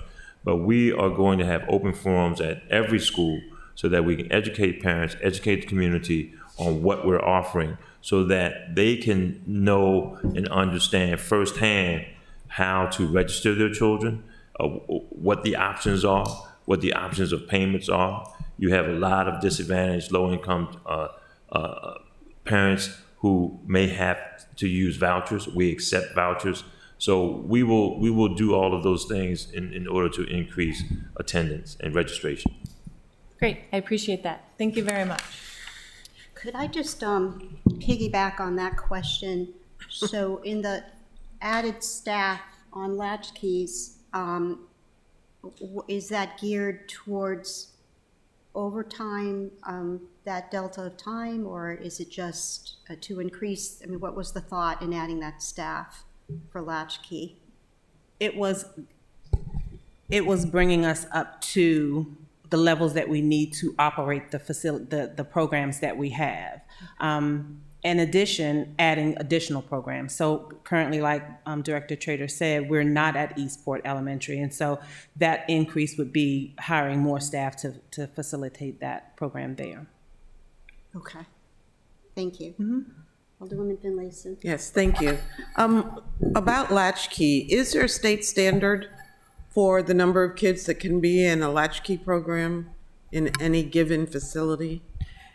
It depends on the size, and part of why we limit the number that we have is because of the areas where we are in the schools. West Annapolis is one of our larger areas, and currently we have 30 children. We have 30 children there. 45 children there. So we have to maintain the ratios, but that is a larger area where we can accommodate all of those children safely and comfortably. Well, that's good. Are you having issues with finding staff? Yes, ma'am. I was reading. Qualified staff, let me add. Pardon me? Qualified staff. Yes, of course. That's. I was reading an article. There's an organization that is gathering retired educators to get them into these positions to support the school systems or the programs, whatever they may be. If I can remember where I saw that, I'll forward it to you. Maybe an asset for you. A lot of questions. How many of your programs are gratis? How much do you give away every year as far as freebies are concerned? Because last year we had this discussion and we discovered that you all give a lot of benefits to the community. Yes, let me address that. First of all, I want to say, Ms. Finlayson, that we are looking forward to your application for our after-school programs as a retired educator. And yes, we do give away a lot. We live in a city with a dichotomy straight down the line. And there are many families that exist in Annapolis that need assistance. They don't have the type of income. We just had the CEO of the Housing Authority making a presentation that people can't even afford rent. So recreation for low-income people is an amenity. It's a bonus. It's just not possible. So we give a lot. I think what we need to do going forward is to make sure that we document this. And for example, Councilman Jawan Gay arranged for children to come from the Bay Ridge Gardens. And it was not a large number, but any number is effective. And when you change the lives of children, especially in the summertime, and we turned that over for about 10 children. We let them swim free. We let them use our fields free, and then we transported them, because in the summertime we have bus drivers that facilitate our bus transportation for all of our summer camp divisions, and transporting them here and there, field trips, so on and so forth. And we're willing to do that. What's going to be a part of the actual outreach recreational initiative is just that. We're going to be bringing children to our facilities and having them participate, no cost necessary. Well, I would ask that you continue or you begin to document so that we have an understanding that your budget says one thing, but it doesn't speak to really all the services you provide. Yes, that's true. So please begin to capture that information. On page 7 of if I could also add sure. to that, because it pertains to your point, that we are in the midst of creating a Friends of the Annapolis Recreation and Parks Department. That will enable us to have an official scholarship program, a scholarship fundraising program, and then that will give us a further documentation. I mean, not further, but that'll give us official documentation on what we're offering and what we're giving away and what funds we are providing to the less and disadvantaged. Well, and that's one piece of it. But for example, Alderman Gay brought students. I've had my summer jobs fair there. I mean, there are a lot of other opportunities to capture how you're serving the community without cost. We will be exploring those. I'm always concerned about keeping us affordable for all of our residents. You know, we've got a lot of residents that can afford all the increases, and then we have a lot of residents who can't afford any increases. You know, I've been really strict about keeping the pool at $4. So I hope that's not a proposal to increase it. I haven't seen No, that. you didn't read it today. Okay, that's good. I won't have that battle to fight. But anyway, my question on page 7 of your presentation has to do with the current number of recreational facility incidents. You have that as a benchmark, as well as hours of recreational fitness leisure. Can we come up with some data? Are you having, we don't know what to measure it to, because we don't know how many incidents you have. So can we improve upon whatever that number is? But we have to know what the number is. Okay. So on both of those, Yeah, well, we can provide the baseline data for that, and keep in mind that every incident that happens, regardless whether it's on our campus-wide or at every facility, an incident report is written and submitted. okay. So I'm not digging for dirt. I'm just Understand. trying to get data. Yes, ma'am. Because, if there is a need, we have to be able to quantify it and then address it. So that's what it's about. Customer service training, also on page 7. I'm really surprised everybody's not trained on customer service throughout the whole city. Because that's what we do. Everything we do is customer service. So I'm glad to see that your goal is to make sure everybody is 100% trained on customer service. On page 14, you may have explained this, but I missed it. You took the front desk out of the chart. In 21, the front desk cost $270,000, and then for 22 and 23, there's no cost. You rolled that in somewhere else? So the front desk is rolled in the Pip Moyer facility. Beginning in 22, we did that. Okay, so the above, in 21, it was not rolled in, but in 22, In it 20 is rolled in. that's In correct. 23, it will be rolled Yes. in. Okay, great, thank you. And line 14, which is art and public places, was the other question, but I think I'm clear on where that is. But I do have, and I'm going to speak to the chair, I would like for you to check with the law department, because there may be some rules about supplanting. Supplanting being you contribute money, but then state government comes along and gives you more money. Can you really take away your contribution? In some cases, you cannot, and that's what's called supplanting. So would you get a ruling from the law department, please, on whether art and public places, funding for art and public places can supplant, whether state money for art and public places can supplant local money? Okay, and I will add that provision of the code does not require that we provide that money. It's a cap on the amount. It says we may provide up to 0.1% of the general fund revenues. That's what our code says. Yes. But my question is more of what the state requires. If the state is giving you funding, do they turn around and say, but you can't reduce your funding by the amount we're giving you? So I believe the state, I'll have to look and see the wording. It just said that the city has to give 3% of its occupancy taxes to arts and public places. That's it. It's the same thing it does for the other 3 organizations now that we give money to from that pool. Okay, I don't want us to get into trouble with that. We had some issues some years back, I think, with the police department with supplanting. That's the situation in grants. Grants, when the state or the federal government gives you grants, they want to make sure you're providing additional money for something, not just displacing something you're already doing. Right, exactly. But this is not necessarily a grant, it's just an allocation of our funding.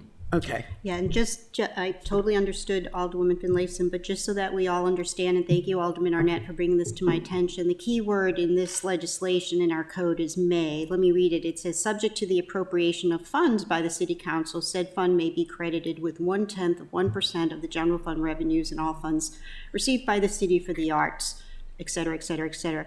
Key word legalese there is may be credited. So to address Alderman Arnett's concern, because of that language, I don't need to amend the code. We choose not to. So right now, at least we know we don't have a duplication. But to Alderwoman Finlayson's point of whether or not the state has the authority, they do, because they've allocated, to our general fund as well as to the trust, the rental assistance fund, as well as the county AIPPC. But I will review with City Attorney Lyles. Okay, my next question, and I think we've answered it also, on page 17, the contract services. Are those items included in the budget? And I think the city manager said they were. On page 17, the basketball officials, the officials for the Stanton Center, and softball officials, or softball and adult softball, basketball and softball, period. I was able to confirm that the first line item, the $5,000, is an increase. That is a change from 22. So is it increased, or is this an enhancement that was requested and not fulfilled? No, I wouldn't consider it an enhancement because they're still doing the same level of service. It just Did we put it in their budget? Yeah, it's in there. It's in there. Okay, so it's in. It is an increase, right? That line item, like the sports officials line item is where you'll find that dollar amount, and it did increase $5,000 from last year.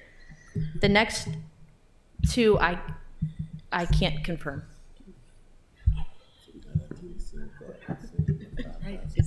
Right, yeah. Sorry. So I'm sorry, Katie, the last part. I'm getting a cramp in my leg, and I'm about to stand up. The second and third item, I cannot confirm. So Stanton Center, I believe the budget is the same for non-personnel services. Yeah, hold on. Okay, why don't you check it out for me and let us know? Because I think we're getting a little confused between what's in the mayor's budget and what is being asked for that's not in the mayor's budget. Yeah, I can't confirm the second two. Okay. Thank you, Katie. We'll come back to it. On page 18 and 19, you give us your proposed increases for all of those categories. Again, I'll repeat, I am always concerned about increasing costs to not to employees, but to our residents. Are all of these costs justifiable? Meaning, is it the cost of actually doing business? Yes, it is, and because the cost of doing business is going up and up, the Recreation Department has to meet that as well. We have a lot of expenditures in terms of supplies, delivery. Some of our purchases is very timely, and even services, contractual services. When we call a plumber in to do a major job at the Stanton Center, or even at the Pitt Moyer Recreation Center, where we had a few years back, we had a pipe burst in Studio A, and that studio was out of business for several months. Those are types of services that are going up due to inflation, due to the shortage of supplies. And the recreation is when you look at it as a business, we have to increase our ability to purchase these type of things, because if we just look at recreation as a service, we're going to fall way behind. So we have to keep up with inflation. We have to keep up with the increase in services and supplies. Not to mention that competitive. So, and I understand totally. We just need to be able to justify it. So are these increases, and maybe this is for Ms. Dickinson, so will we see, I see your expression, will we see these increases in the fees chart in the resolution? So this, yes, I am working on comparing these. I believe the slash indicates some two-tier fee system. And so I'm just trying to make sure that both pieces got corrected in the fee schedule. So I just need to that's- get the two things in front of me and do the Okay, so cross-reference. the slash is city resident, non-city resident. Okay, so there's, I'm sure there are two different squares in the fee schedule for each of those. Okay, And I will check those to make sure they all got corrected. If not, we will amend the fee resolution to match the schedule here, which is what we intended to do. okay, And thank excuse you. me, if I may add, for childcare, that slash represents AM and PM care. The others, the slash represents residents versus non-residents. For our basketball league, that's just one standard fee. It doesn't, So with childcare, we provide service to county residents at no additional cost? well, it's in the school systems, and so Oh, okay, it's just one fee for Okay. before and after care. So if they're in an Annapolis school, Yes, ma'am. they're included? Yes. Okay, great, thank you. The Housing Authority. Are you doing anything, we've all heard the rumors about their pool not being able to open due to lack of funding. And I was told yesterday to talk to Director Trader. So are we doing anything to assist the Housing Authority with their pool this year? Yes, we are giving free lifeguard certification to two lifeguards indicated by HACA that would possibly work their pool. We're going to give them free certification for lifeguard. That's the one thing that we're going to do. Okay. Now, in the event that they do not open their pool, we will arrange systematically for their youth to attend our pool in a strategic way. For free? What do they charge over there, $1 or They something? charge $1. We could give it to them for free, and we could also help with the transportation as well. Okay. So that's good. I have been approached by several community groups who want to help them. And I'm just trying to get my hands around yes. what the real cost is, but. Right. Now this is the problem. Now this is my concern, okay? The concern is that with us giving them free entry plus transportation, we need chaperones from a nonprofit organization, from the hacker community, to chaperone the children. That's all we're asking. And then they can have the time of their lives at the Kenneth R. Dunn Pool. Well, I don't think that's too much to ask. And I'm not endorsing people putting their kids on the bus to go to the pool unsupervised. So if kids come from the community, then chaperones should come with them, automatic. Absolutely, but you know, when you're in our world, it's just not that easy. I know. And we have to make those stipulations. And I'm not endorsing free. If they pay $1 there, they could pay $1 here. Absolutely. Is how I feel about that. Total increase over 2021. And I'm not sure whether you have a chart that shows. Is that on page 14?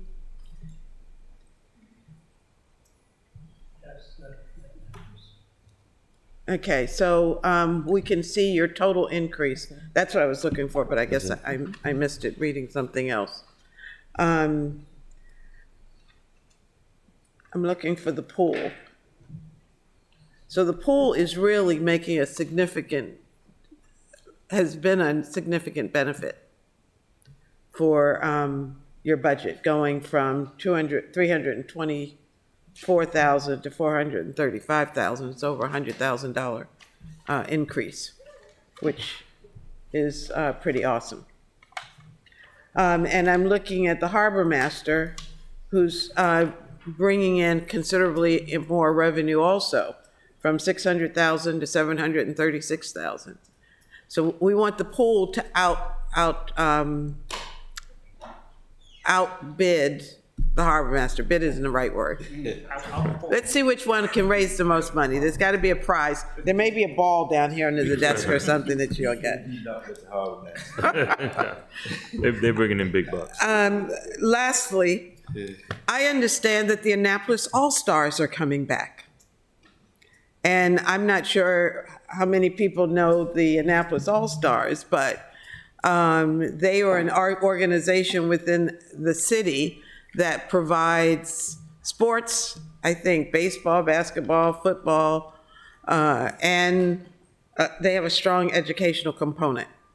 So how do we get them into, because right now I think they have to go through the county to get into the city. Because we don't have a city basketball or city sports organization. So how do we get them to be ours? Because they're the Annapolis All-Stars. Well, we have to sit down with them, and we have to meet and discuss how that can take place. Okay. Because it would have to be an association. To be effective, it would have to be an association with the recreation department of the city. And I think that way they could be more effective in providing, their sports. Is this a nonprofit organization? Yes. The Womacs. And they have a pretty significant track record, and they went away and now they're back, or they're working on coming back. But I know that there is a tremendous need for these activities for the older kids particularly. Well, actually, I think they're dealing with middle school age kids. Well, send them our way, Well, Councilwoman. definitely do that. Okay, I want to say thank you. I'm sorry, if I may, I've been working with them to provide them space at our Bates Athletic Complex. So they do have time and space there. Oh, good. We've been working with them to do that. I just didn't know how the certification thing worked. I know they're working on it, but they're going through the county. Yeah, they've only contacted me about space right now. And so like Director Trader said, we will sit down with them to see how we can better help them to come to the city and provide sports and activities for the children. Perfect. One more thing. I said that before. I drove through Newtown yesterday, and the roads are paved, and the gate was open, so I trespassed. And they have a new basketball court. And they have 2 baskets on their basketball court.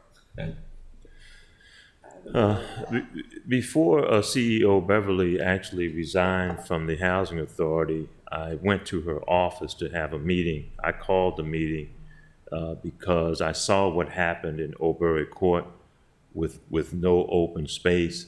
I saw what happened to Annapolis Gardens, virtually no open space, and it is a detriment to the development of children not to have open space. She had assured me, she showed me the blueprints, and it came to a reality. That's a beautiful thing. Absolutely. I've been trying to create a beautiful thing in Annapolis Walk, and I'm still waiting for my basketball court. That's not a question. I'm waiting for a basketball court with 2 hoops. Yeah, okay. Theirs is right in the middle with housing all around. Yes, and they ma'am. have 2 hoops. It's coming. Okay, promises, promises. Yes, I'm ma'am. counting on it. You're welcome. Thank you all. I appreciate it. We appreciate you. So if I can answer Alderwoman Finlayson's question, I hope this is correct, but it is worth, Beth Bellis, come on up here, get to this table, you. If we look at, in our budget book at least, on page 23, Page 14. I'm sorry. on page 23 of the budget book, recreation fees, proposed recreation fees are $1,712,500, which is a substantial increase. And I assume that most of that is due to the pool and and other stuff, but mostly the pool. Am I correct in saying that? Jody, Director Dickinson? So I'll say a couple things. One, the OpenGov Interactive, if you go and click on that, you can see the account detail, but I will tell you those are basically twofold, the pool and the harbor master, because as the pandemic started to clear last year, their income went way up. Okay, so that includes the harbor master. Yeah, no, I'm sorry, you're looking at the line item recreation fees. Yeah, so that's mostly the pool. Right, because then there's another line item, dock charges and Boat show, that's all the harbor master fees, including the fee we would get for the boat show. And the major one, there was a lot more activity there. It's been growing in '22, and we expect a little more in '23. So just as a perspective, I know fiscal year 2021 was the pandemic, but that revenue was 600, and for the dock charges and boat show fees, that was $682,977. For fiscal year 2023, it's more than double, $1,495,000. We didn't have the boat show. We didn't have the boat show, I know. That's $600,000, so that's part of it. I know. So it's hard to compare apples to apples, so I would say it's a tie, Alderwoman Finlayson, I guess, but it's just, you can't, that's just huge. I mean, especially when we look at alternate sources of revenue and we have to optimize them. I just can't congratulate you enough for that. Anyways, I didn't want that to be unnoticed. Do I have any questions from my colleagues on the council? Alderman Arnett. Thank you. First, not a question, but a comment. Your services, all of them, are very valued because I hear from my constituents how much they value them. And so we appreciate all of your efforts. There are Parks and Recs services that people want, and then there's some I think people need, and I think two of them, and for me, one of the most important things you do is the Latchkey program. That enables people to have their children taken care of and get to work and do other things in their life. So any money that we spend there, I think, is doubly valuable. We had a little bit of a fracas. I think this is mostly Department of Education, but it had to do with school lunches during the summertime. And I wanted to ask you how much you're involved in that, and do we think we've gotten that straightened out? Or is that really not in your purview? Yeah, I think that, Councilman, it was more, it wasn't as much of a problem as it was projected to be. The reason being is because when COVID was at its height, we were providing lunch to the children. Keep in mind that ever since I was the Stanton Community Center manager, I had implemented a partnership with the Maryland Food Bank, which had fed us from about 2007 to the present. And those children were actually being fed outdoors when the Stanton Center was actually closed due to COVID. We will continue to feed these children during the summer camps. In fact, I will be broadening that partnership with the Maryland Food Bank to serve our summer camps at the Pip Moyer Recreation Center. It's a little more fluid, it's easier, it's a lot more flexible than the Anne Arundel County service, and it's less wear and tear on my staff. The Maryland Food Bank, they deliver and they pick up. With the Anne Arundel County Food Service, we would have to go and pick up and then, take back the actual utensils or other things. But that's the situation there. And I also do want to add this. When we do have an open forum at the Eastport Elementary School, would you care to participate Sure, call me. I will. Thank you. Okay. Yeah, no, and Eastport was obviously the concern for me,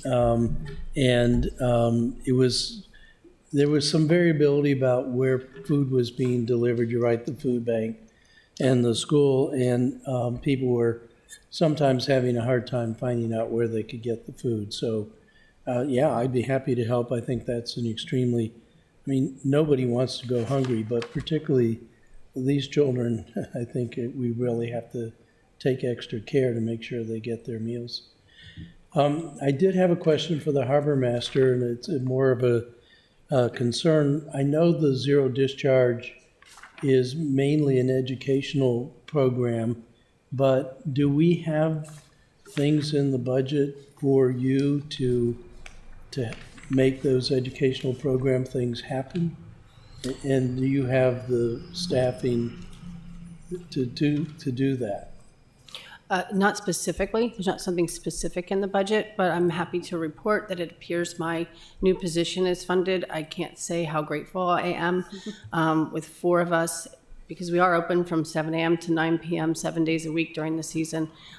We should be able to manage that task by educating our seasonal employees, by modeling that educational, piece while they're doing their regular patrols. So when I'm collecting your $35, I may be giving you a flyer and saying, hey, guess what? And I think we'll be fine. Great, that's great, thank you. Councilman Arnett, I do want to add that Harbor Master Bellis has been gracious enough to participate in our pop-up camps. And she has had children from the hacker community actually ride on the boats, and it was a good time that they had. Yeah, we're not able to take as many as we would like, but they love it, and it's very formative for young people that have not had that opportunity, because we try to allow them to steer the boat, and they really like it. Alderman Gay, do you have any questions?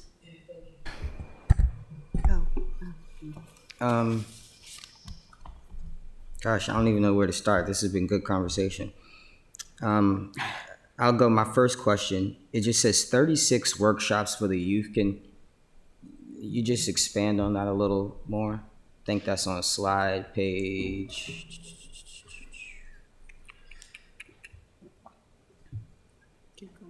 Sorry, I typically write the page number down, but I didn't for this one. Oh, it's on page 5, actually, under your 2022 highlights.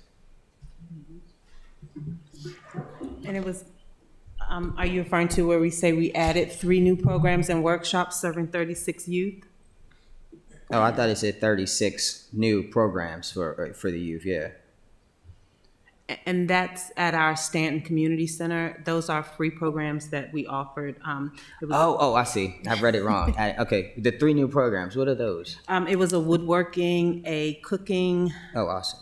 And I'm sorry, I'm drawing a blank on the third. It was a woodworking, a cooking, and I cannot recall the third. Sorry. And so just stick it in line with Stanton. I'll skip down to my other question, and it was noted by the Alderwoman from Ward 1 in the beginning. On page 13, what performance measures were least successfully completed? The Stanton Center Facilities Improvement Program implementation was noted. Understanding, it was just touched over briefly, but can we have a better, not explanation, because I trust that what you said is accurate, but can we just dive into the details a little bit more? I remember in my first year on the council, which would have been, I think, us heading into fiscal year 20, because actually, I missed that first budget. So it may have been 20, Delegate Henson had allocated funding from the state for repairs. Was it the roof, showers, etc.? I'm not sure the exact amount. Have those repairs been done already? So the first step that was done was a condition assessment. So that's the money that Delegate Henson got to us. We used to hire a consultant and did a very comprehensive. And what year was that? Condition assessment. It was 2 years ago that was funded. So that was done over that following year. So that would have been 2020.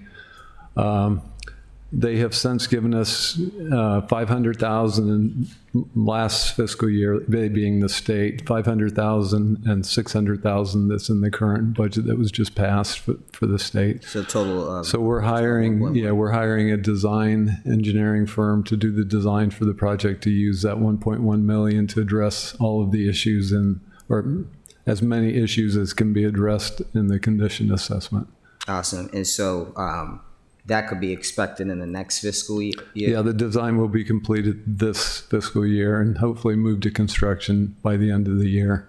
Awesome. That's important. And just wanted to follow up on that and just stick in line with Stanton Center. And no, I don't want to step on the Alderwoman from Ward 2's toes because it's not in my ward, but it's a facility that I care deeply about.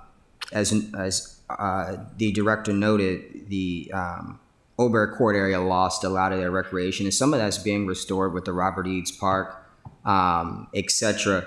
What are the plans for the Stanton Center, though, in particular, to kind of really, I think, be what it to its full potential, even capacity as it relates to youth recreation programming? As I know they have classrooms in a nonprofit space, so even the possibility of bringing trade programs, or just really, being a community center. What are the goals there? Are there any long-term goals, or maybe a 5-year plan as to what could be done there? Yes. One of the things about the community center, the Stanton Community Center, is that it is what I call a comprehensive, holistic community center. It's just not a basketball court and some rooms and a bathroom. We have dental. We have youth counseling there. The Youth Services Bureau is there. We have the We Caring Friends is there. We have a lot of different providers there that provide services to the public that, frankly speaking, the city cannot afford to give. So we provide those spaces for them to be at the Stanton Center. And the Stanton Center, let's face it, is centrally located, and a lot of people can get there, and everybody, not only city residents are familiar with the Stanton Center, but we got people outside the county that use the Stanton Community Center, especially for our educational program partnership with Anne Arundel County Community College for their GED program, as well as the dental program. We don't know when the dental program is going to come back. I had made a phone call several weeks ago, and I was told that they are meeting to discuss whether or not or when they're going to reopen at the Stanton Center. But let's talk recreation. Let's talk the expansion of recreation at the Stanton Community Center. Frankly speaking, we need an additional staff person to create the type of programming that we need at the Stanton Center, so that we can contractual or pardon me, contractual or it can be contractual, but it can be a part-time recreational associate that we can utilize in order to open up on weekends. Weekends is pivotal, whether winter or summer, because children become dormant, and also what we want to do is we want to reach the young adults from 18 to 23. Open gym is cliche, but it's really important, and we have to make sure that we keep that gym open, so young adults and children and teenagers can walk in that facility, pick up a basketball, and start playing, or go to the back room, look at TV, or pick up a checkerboard, chessboard, or what have you. But we need additional staff in order to do that. And that's so important. I'm glad that you mentioned that. I put that down as a note I'll discuss with David and Jody and Katie and just see what would be possible there. Because even one of the more unfortunate incidents that we had this past year involving a large number of youths, as you noted, they probably just needed a place to go that's not in between somebody's house and where they can easily disturb and stuff. And so it seems pretty simple, but I know it's much more difficult once we get down to the budget. But that's something that I would be willing to look into, and I would hope to maybe discuss with the chairwoman as well. My next question. Just one more program that I would like to mention, because I think it's going to be pivotal, and that is midnight basketball this summer. Oh, yeah. And then Stanton Community Center would be a great location, venue, and also the Eastport Terrace, a Harbor House basketball court would also be a great venue for midnight basketball. That's on my list to get there. I definitely have that, because everybody's made their request, so I want to make sure you. Yeah, absolutely. Yeah. Really quickly, goal 5 on page 11 just says increase contact public outreach as it relates to marketing. I'm glad to see that are there money set aside for marketing, whether it be literature or online advertising, even nowadays social media marketing. Is that something that the department has access to? Yes, we do. Okay. As a matter of fact, it comes under the administration division, under our marketing coordinator. She has a budget to do all of that. Okay. Is that note? I didn't see it in the. Is that in? You said under the administration? Yes. Okay, so I have to find that in the book. Next question. It was alluded to when the Alderwoman from Ward 4 was discussing as well. Just some of a lot of the programs that you do, and they're on a case-by-case basis with the alder people or community nonprofit and organizations that just offer free services to Pitmore Recs Center's facilities, as well as the pool and so on.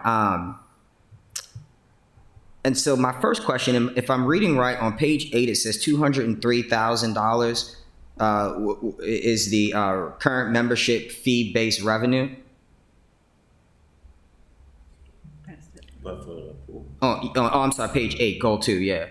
Is that how much is being bought in from people buying the actual memberships? Yes. Okay. And I guess, I'll just jump straight into it. I've seen other municipalities and organizations just do blanket fee waivers for either underserved communities or by using income metrics for participants to qualify.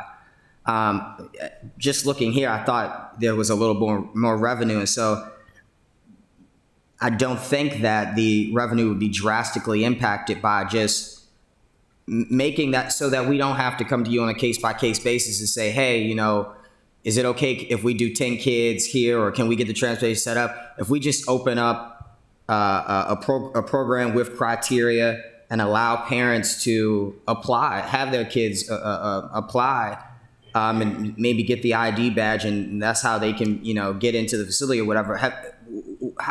Where's that at? Have there been any thought into that? Well, that's a good idea, Mr. Gay, and we will sit down and we will develop that format, and we'll make a way to advertise that and market that to the target individuals that need that type of service. But I would also like to add, for example, organizationally, we have opened our arms, and we have precedent for this. In fact, Mr. LaRon Fisher, we have allowed HACA to just bring children to the Pitmore Recreation Center with a phone call, with a date and time, and we have allowed them to do that. So that's another mechanism by which we can get that population into our facilities and into a recreational leisure setting. And I think that's great, and I should continue. I think my hope is maybe just simplifying it, even if it's, maybe I'm not with Mr. Fisher, but I want to take my kid to go to the pool or go to the rec. And right. So I could just show them, like, look, I've already signed up with, the Pitmore Recreation Center for a year. Here's our card. Hopefully we can have free access. And, the Alderwoman said, she's not advocating for free. I am. Okay. Because I've watched, a number of kids scrape together nickels and dimes literally to pay for the dollar to get into the Harbor House pool. and they'll work with Mr. Coates there and literally give him change. And so $1 is a lot for some people, you know, believe it or not.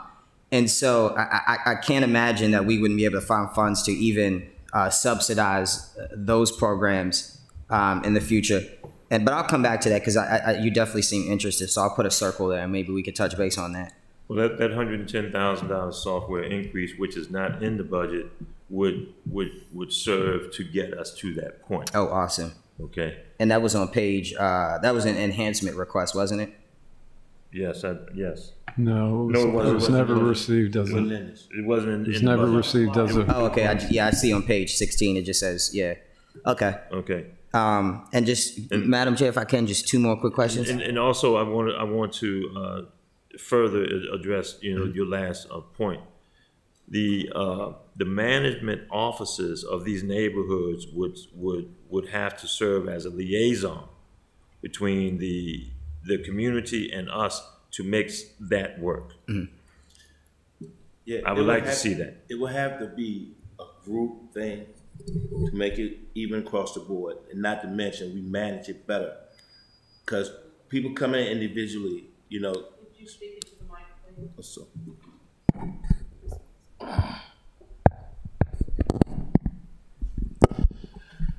When we set up like that, we set up as a group thing, especially when we're giving out. And not to mention the group, when they come in as a group, we can manage it better because we still have to oversee. Mm-hmm. And when they come in individually, we still have to deal with problems. We dealt with a lot of problems last year at the pool. I mean, my guys had to go down there, I had to go down there due to individuals coming in the disturbance. So when we are offering a benefit to a community or group, normally we do a program, a scholarship program or something to that effect. But if we were to open up to Eastport, and what we've been doing, we've been brainstorming, trying to figure out what kind of program we can set up to help out this community due to the budget restraints going on over there. So it will have to come from a program standpoint for us. Yeah. Because with that program, like the record trader stated, that that program will have people there that have to chaperone the group coming in. Mm-hmm. And so that everybody will be accountable for the program. But if we dealing with individuals, it's really hard for us to manage that group setting. Absolutely. So yeah, we will have to come from a group setting, and we will create a program, and we'll create a program with you to say, okay, this is good. Yeah, and I agree with that. I remember I was at the rec. This was probably just after pandemic and it started to open up, and there were two kids there, and you know they started goofing around or whatever. And so supervision is always important. And I think it's something that could be fleshed out. But it just makes it easier for the child, the parent, etc. And I just have a couple of quick more questions because this was a really good review. I just said the two. Page 17 and 18. I know we're over the 5 minutes. This doesn't seem like enough money to me to run a youth. Are we expecting then the parents to pay a fee to participate in this youth basketball league? And how long are these camps or leagues? Is it the full summer or? That's just, you're talking about the increase in the IBO men's basketball officials? Yeah, is that the adult or youth? That's youth, that's adult, excuse me. Oh, okay. So that's the just summer increase program in- that goes, okay, that makes sense. And also, it says on page 18, Waterworks Park monthly / quarterly, you know, the memberships. How is that tracked? Because I've been to Waterworks a couple of times and just walked right in. The gate was open? Yeah. I mean, yeah. So The park ranger will get you. I'm guilty as yeah, I'm looking at it and I'm just like, I've never experienced any official there. So I'm assuming maybe I just went through a different exit. The entrance. Housley Street side, right? Okay. Is that where you went? Yeah, will you go down the street, the parking lot? By Yeah. Safeway. So the Housley Street side is an actual trail that the city work partnership then with a group, and they built a walking trail, riding trail. The actual water. The, Mike. Oh, I'm sorry. There's one right beside you. The actual Waterworks Park program is a catch and release program. Is you come to the Pit Moyer, you get a monthly pass to go out and catch fish and release, and that's the only thing that you're paying for up there. Oh, okay. And so you have a few pavilions back there. If you want to utilize pavilions, you still will pay at the Pit Moyer Recreation Center. So going through that gate is a lot to that gate. So that area is actually fenced in. But when you go through the other areas in the park, it's basically you can come through and go on out. And just walk, yeah. Okay. You just walk the trails. That's good to know. And then, yeah, I had Hacker on here as well because I kind of wanted to just dive into that discussion. I've always had the feeling that it would be nice if there were funds available for the Parks and Recs staff to be able to assist in maintaining the recreational spaces in the area. And I know you all do that on a, kind of buddy pass thing anyway, in particular with the fields. I think you all help out with maintaining as well. As Alderwoman Finlayson alluded to, I know she has her basketball courts in the queue. I hope to have ours in the queue in Eastport, and I'm going to even put the amendment together as I've done in the past, and maybe I get the votes, maybe not, but even in particular with the pool, I had a small conversation with Hacker's staff. I think the number was 30,000. That's peanuts, to be able to give in a grant form to them to assist in operation. Obviously, as you discussed, there could be conversations where they could bus and, transport, but that still has a cost to it. Everything is going to have a cost. And so do we put costs into busing and transporting and getting them to the facility and finding the chaperone? Or do we just kind of maybe help and assist and guide them on how to run and maintain a pool properly? As you've all showed that you can do clearly with the increase in revenue that we've seen. The basketball facilities as well obviously need to be repaved in some way, shape, or form. I think the old paint is off that was chipping and causing a number of problems. Or youth organizations always come in and change out the nets. And so that's not been an issue. It's just the actual playing surface. And so I'm assuming that would have to come out, become some sort of capital project at that point, because then we can address, that's all. We're getting into capital budget, and we have an opportunity to discuss that then. The same with the Stanton Center. Yeah, that would be great. Just because, as we've all alluded to, and I know Alderwoman Pendell Charles will touch on, I hope so, because I had it written down as well, your program. And so we just know that recreation can help, and it can be an outlet for our youth. And, it seems as we start to read these stories, the children are getting younger and younger. And so we want to be able to just provide safety nets for those who want the assistance, because not everybody's going to want it, but if it's available, some can take it. And my last point is the latchkey, as a number of them have touched on. For the before and after care programs, you mentioned that vouchers are accepted, but there have been some cap issues in the past. I'm hearing that there'll be expansions to those programs. And how can we help either with the voucher, just making sure that people know that they're eligible for vouchers to get to these programs? Because as the Alderwoman mentioned, the school times are shifting. Kids will definitely be out sometimes with or without supervision, depending on, parents' work schedules. So how can we be a better conduit to, let people know that this resource exists, and particularly at the aftercare, which I know would be so helpful? Okay, well, one of the things is that, as I mentioned earlier, we will be having open forums on location at schools. And I don't know what other schools are in your district. Is Tyler Heights in your district? Yeah, I have Tyler Heights, Georgetown. I'm sorry, not Georgetown.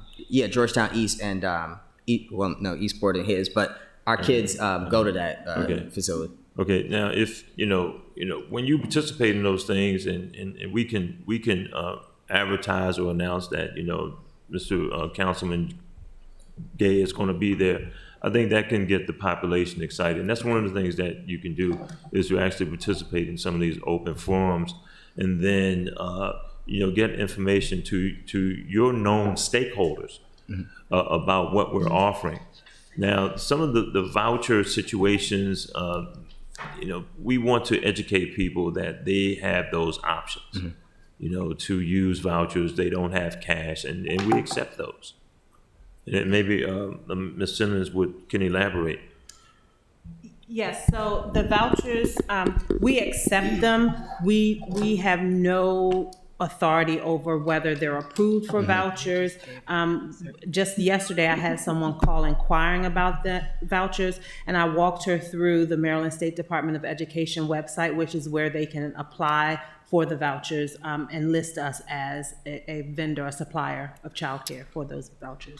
And just one last, because I have an amendment in that One last, then we have to go to. Yeah, absolutely. I have an amendment that I put in already, a small amount of funds for child care assistance, throughout the summer, knowing that would be a big issue.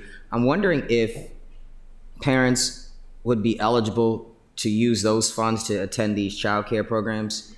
And I guess I'll figure that out with the Office of Law and in the Finance Department, but I think it would just be so helpful. But this is great. I'm excited for all you have going on. And if I can add, vouchers cover childcare during the school year, but they also cover summer camps as well.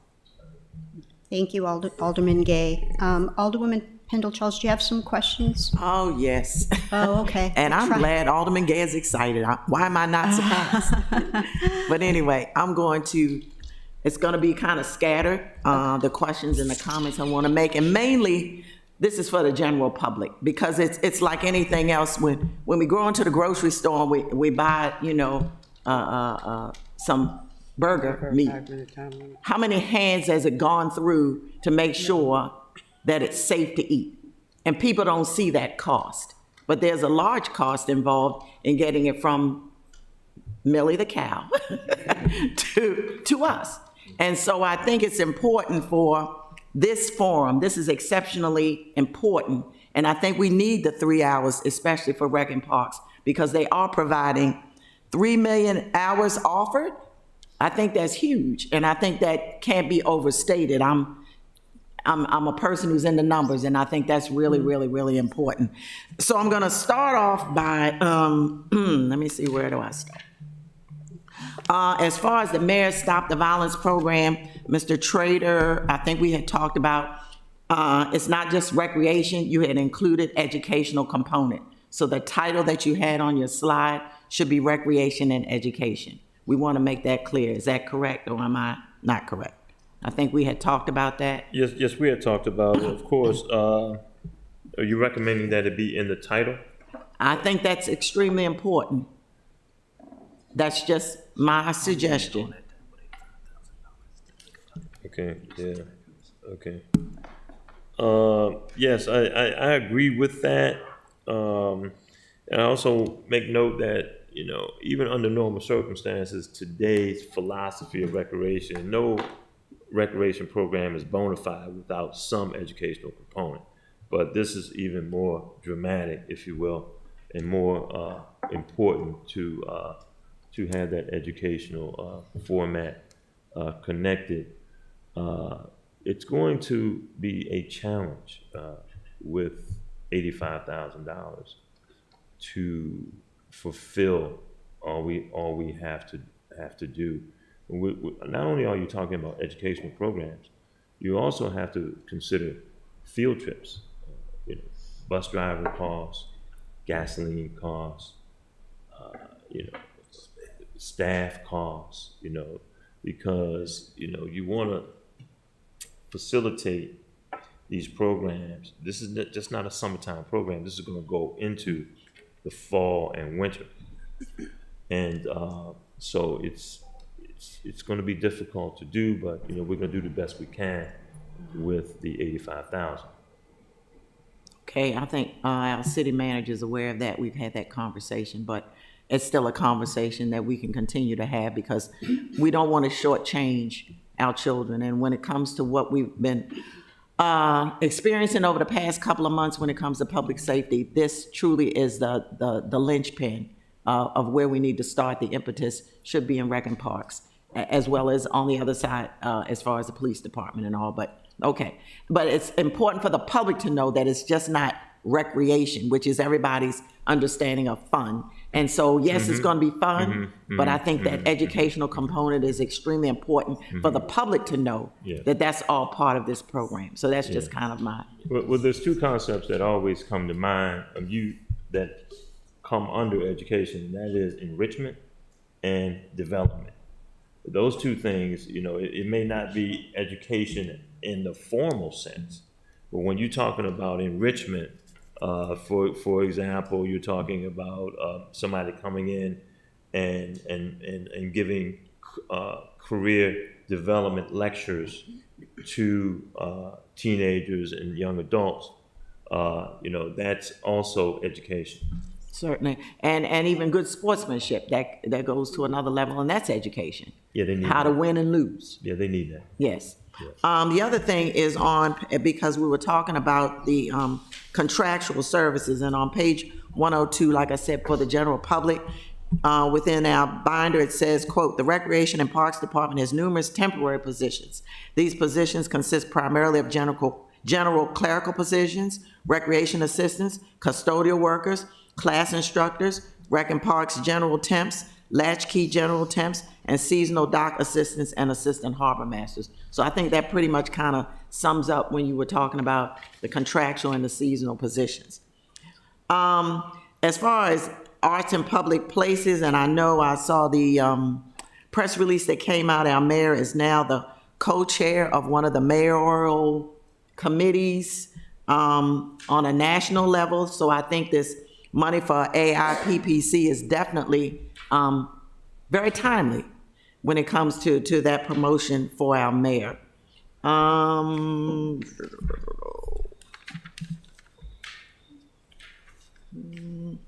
As far as chaperones, are they subject to background checks?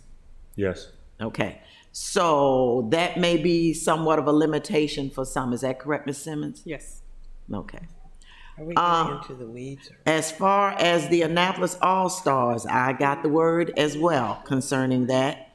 And on a personal level, my son played for the All-Stars football. My daughter was a cheerleader. So yes, it's an exceptionally good program. I know the sponsors very well. As far as the Stanton Community Center, and I know that's near and dear to Alderman Gay's heart, but can you, in 25 words or less, Mr. Director Trader, first of all, I know that the Community Action Agency, I do believe, has a space there as well. Yeah, but, under the Annapolis Youth Services Bureau. Okay. But just give us a quick synopsis of your connection personally to the Stanton Community Center. Look, not only do I have a professional obligation to do the best job that I can do with all my responsibilities and duties, but it is especially, I'm especially connected to the Stanton Community Center because of my history. My mother went to that school, my uncles went to that school, at least some of my uncles went to school, but my aunts went to the school. My cousins, older cousins went to the school. It's a lot of history there. I have a historical legacy and responsibility to the Stanton Community Center. And I have, my first job was at the Stanton Community Center in 1977 when I was a freshman at Morgan State University. Now, I did get fired, I'll be honest with you. And my first cousin fired me. I said, okay, I'm going to Little Campus and get me a dishwasher job. But it goes to show you what goes around comes around. Here we are, here we are full circle. And I'm back at the Stanton Center. So that's what I have to say. All right.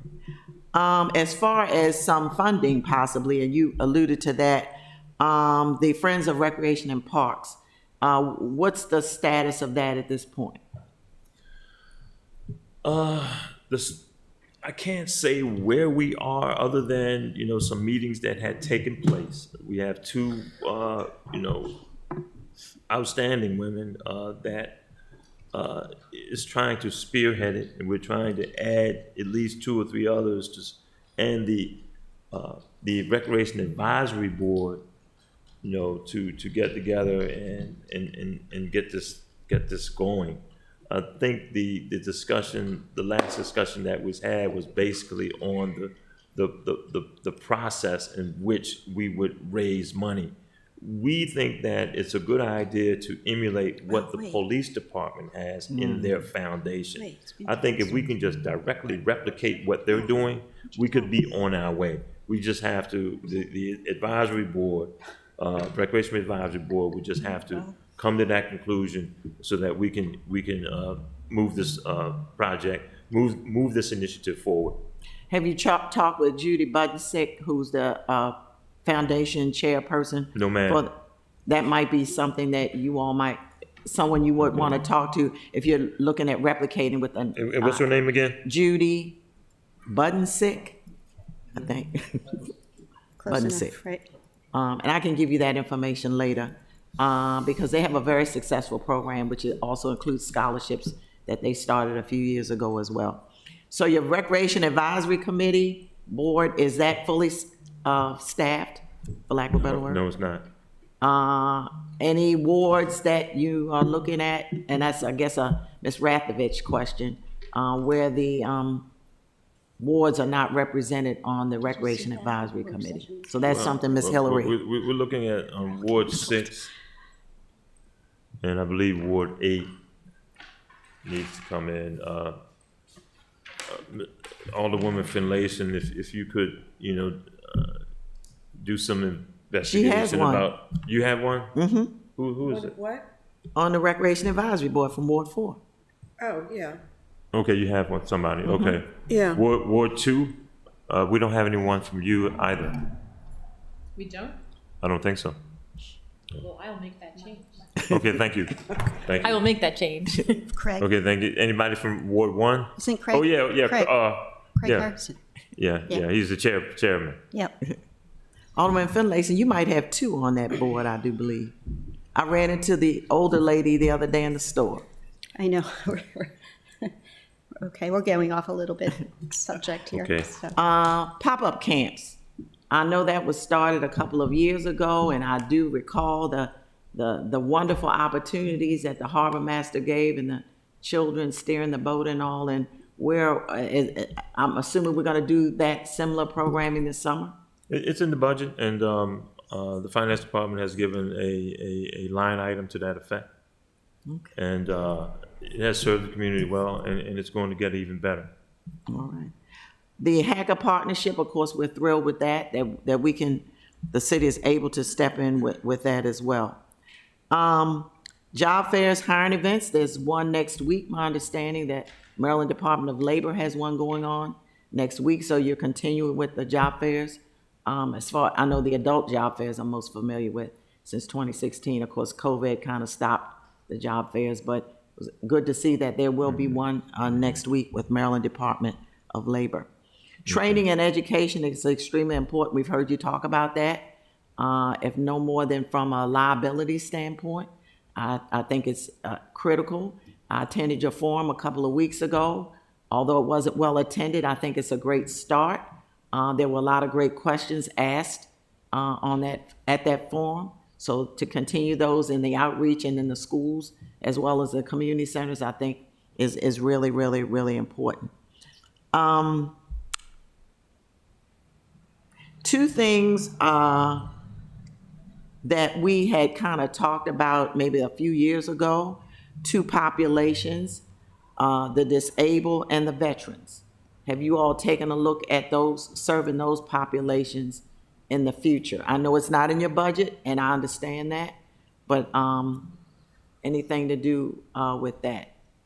I know Crab is coming from the waterway side, so.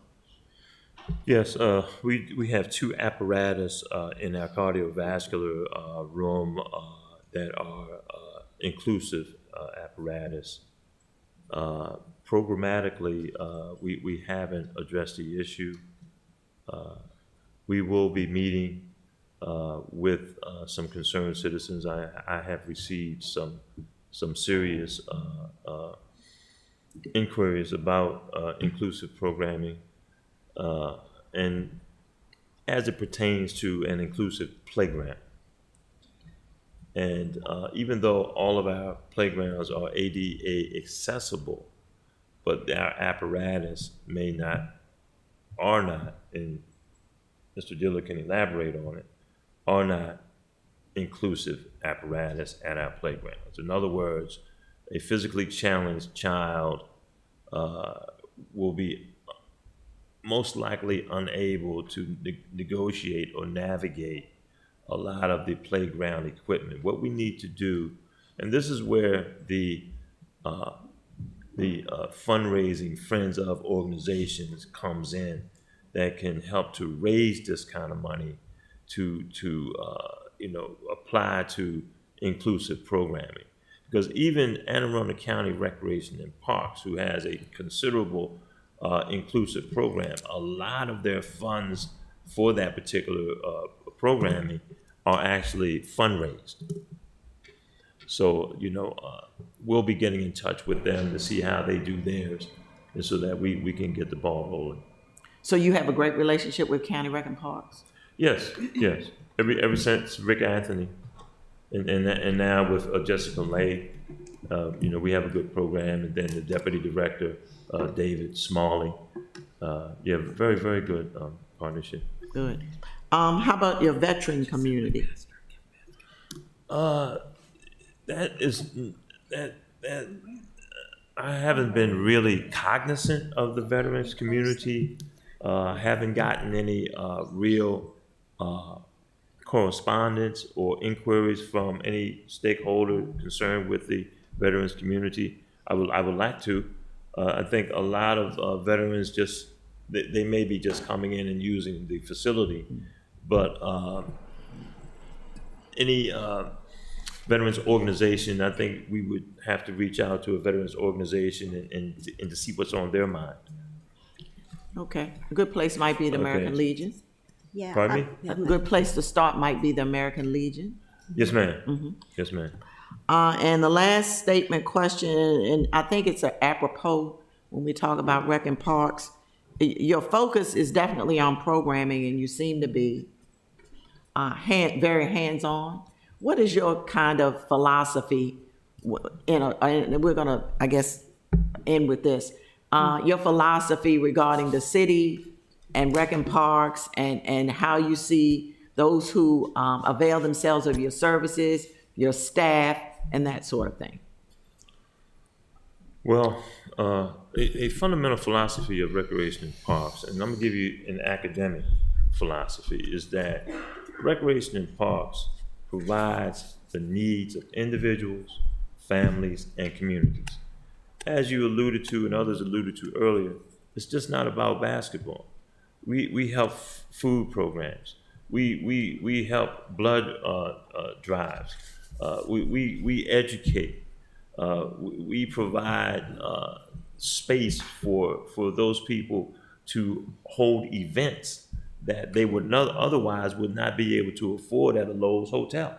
They can come to us and say, recreation and parks, we need space, and we can give it to them at a reasonable price. We have a philosophy that any person in Annapolis who wants a repass for a death in their family, we will give them free space to hold that repass at one of our facilities, either Annapolis Walk, Pip Morris Center, or the Stanton Center. So we're well aware of our service, to the community. We affect lives. And a lot of you have all heard me talk and name names about when I was a teenager, when I was a child, the Dick Callahans, the Eula Collisons, the Kenneth R. Dunns. I'm still naming these guys. And other children, that's how we affect lives. Recreation affects lives. And we must continue to do that. We must do it in all sorts of directions, especially the grassroots connections where we can reach people where they are. And basically that's my philosophy. And we must keep keep in that direction in a collaborative mode with all departments involved, with all citizens involved. Oh, jeez. Sorry for that interruption. Oh. Yes, sir? All right. Oh, okay, I'm sorry. Well, thank you. I think that's a great way to end. The computer got you. And I think Anyway, that ends my And we want to response steer to your children question. towards recreation, education, which doesn't steer them towards violence. So I guess that's Yeah. kind of the capturing point. Yes, But absolutely. Thank you all, to you and your staff. You're doing an amazing job. Right, thank you. But you never mentioned the elderly like yourself and how we affect. I'd like to, all right, And how okay. and how we so, like myself, we affect everybody. I think we're done here. All right, Okay, yeah, but stop. hello. I do want to end at 1 o'clock. My colleague has one question, but I did want to allow Beth to say a few words. Why don't I have Alderman Finlayson ask her question as far as Parks and Recs, and then Beth, if you want to, have a few words. Okay, go ahead. People are watching, and I received a text asking when we're going to allow online or telephone reservations. I assume you have to go into the one of the facilities to make a reservation. Software problem. So are we getting the software? Have we requested it, or? We have requested it. What's that? Is it in, was that one of your questions? Is it in your enhancements? No. Okay, so can we clarify that I don't believe the software request came to us at the time of the budget development? Is that true? David? I know. The $110,000? I'll summarize. Oh, I did see that somewhere, 110. Yeah. Yeah. So it was not an enhancement request at the time that we were putting the Yeah, budget we're together? speaking about the $110,000. Was that it, though? That was I mean, that's software. I assume that's what. that came from Brian, didn't it? Brian Paquin? It must have. No, it's in their budget. Oh, okay. Yeah, the software purchase, $110,000. So that was my question, but other comment, Annapolis All-Star Kid right here, just letting you know. That's great. And brags about it. Yeah. They all do. Okay. Thank you. Thank you. Beth? I'll just be 1 minute. I know we're almost, time is up. I only have 2 line items. We didn't really get into line items too much, but I have 2 line items that I'm concerned about. One is seasonal salaries, and we don't have input to that. But looks like we are proposing $160,000 for seasonal salaries. I think that we're going to exceed that. Unfortunately, even Sandy Point is paying $15 an hour, and while we're keeping salaries as low as we can, we're having a really difficult time. We're going to have a difficult time staying under $160,000. We will probably have to cut hours. So I'd just like to let everyone know that for consideration. And then the other line item I'm concerned about is credit card fees. The more we make, the more we pay. And I know that Director Dickinson has been doing some work to provide an avenue where people will have to pay that. So perhaps if her legislation is successful, then the $20,000 will be plenty. But if it's not, I think we need something closer to $28,000 because voting is absolutely exploding. It's booming, and we're turning away customers every day. So with an additional 300 linear feet in dock space, I'm concerned we won't have enough for our fees if we don't switch over to this new system. So that's the only 2 line items I had some real concern over. So to summarize, in the salary, your concern, is it in salary and benefits, or is it in contractual services? The seasonal salaries. So where would that be, Director Dickinson? I don't see that. I'll give you the account number.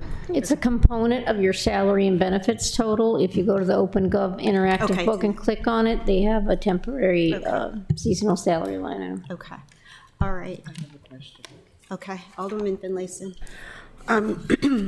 Ms. Bellis, I heard you say something very disturbing. You said you're trying to keep your salaries as low as possible. Are we at $15 an hour across the board? And I guess this is a question for Mr. Gerald.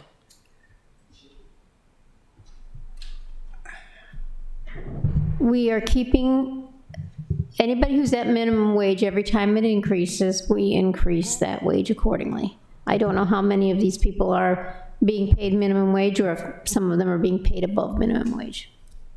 Okay, I just wondered, the city doesn't have a minimum wage, or we follow the state minimum wage? I thought everyone was supposed to be at $15 an hour. Maybe I'm wrong, but I'd like to know. Do you know the answer to that, Alderman? I'm just saying, the states is on a, they just actually went up, I think, a couple of months ago. I think it's $11.75, if I'm not mistaken. Yeah, so there's a 15, I think the $15 is the living wage calculation, and we aren't following that particularly, but we are keeping pace with minimum wage, and I don't know that answer right off the top of my head, what minimum wage currently is. Okay, well, I thought it was supposed to be gradual, but to get to $15 an hour. Typically changes on January 1, and we update the salaries every January 1 to match the required level for anybody who is at or below the minimum wage. Madam Chair. Okay, so I just want to make sure that you can't pay less than minimum wage. No, we're very aware of what the labor laws are, and we don't pay anyone less than $13 an hour, which is above minimum. And those employees are employees that have never had a job before, so it's their very first job. Okay, and I want to reiterate the fact that you're a revenue generator. Thank you. Let me repeat that, you're a revenue generator. Okay, so not too many departments can say that, so thank you. Okay, so just to summarize here, for Recs and Parks, we have, we need to have clarity on what's in and out of the budget as it relates to the presentation. I think, right, we're clear on that. What I would request, what I'm asking for is a breakdown. I see that Director Trader's not here, but if this could get to him, a breakdown of that $85,000 that we have included for the initiative with the police, what that includes. If we could have a fee review of what the fees that were presented versus what's in the book, and then let's see, breakdown fee review, and then on the capital budget review, could City Manager Jarrell refresh my memory, in that session, are all the departments there, the applicable departments, so that when we talk about Stanton Center and stuff like that, they'll be able to speak to it?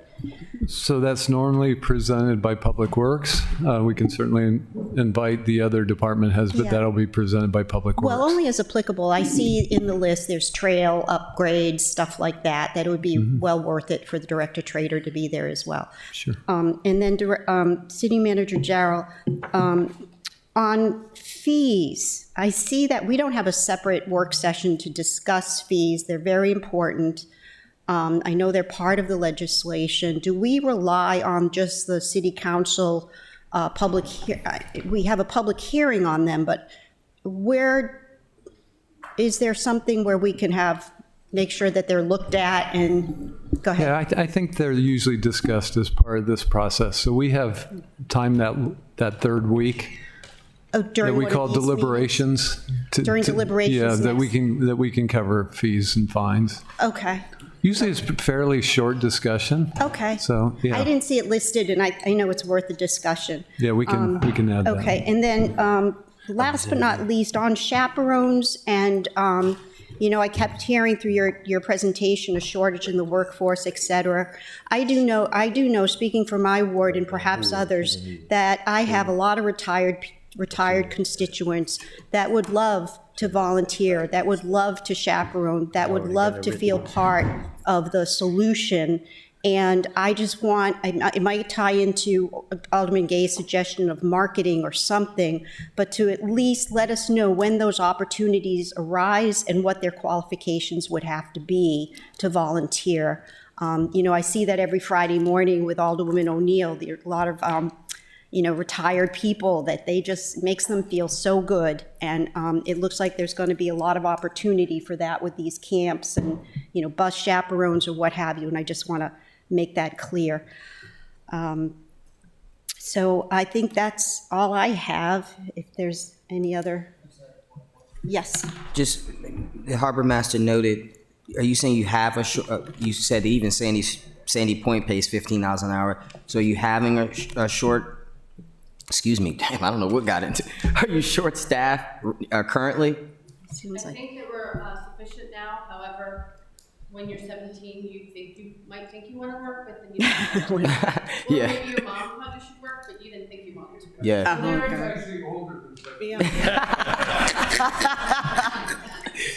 See, I want $15 an hour. That's my, I'm just saying, I agree with the Alderwoman. I mean, across the board for city contractual services, should be 15 without question. But I know if we could help in any way, I think that's where we could help you there. Well, Alderwoman Finlayson volunteered herself as a retired school teacher, if I heard that correctly. Sure. Anyway, so.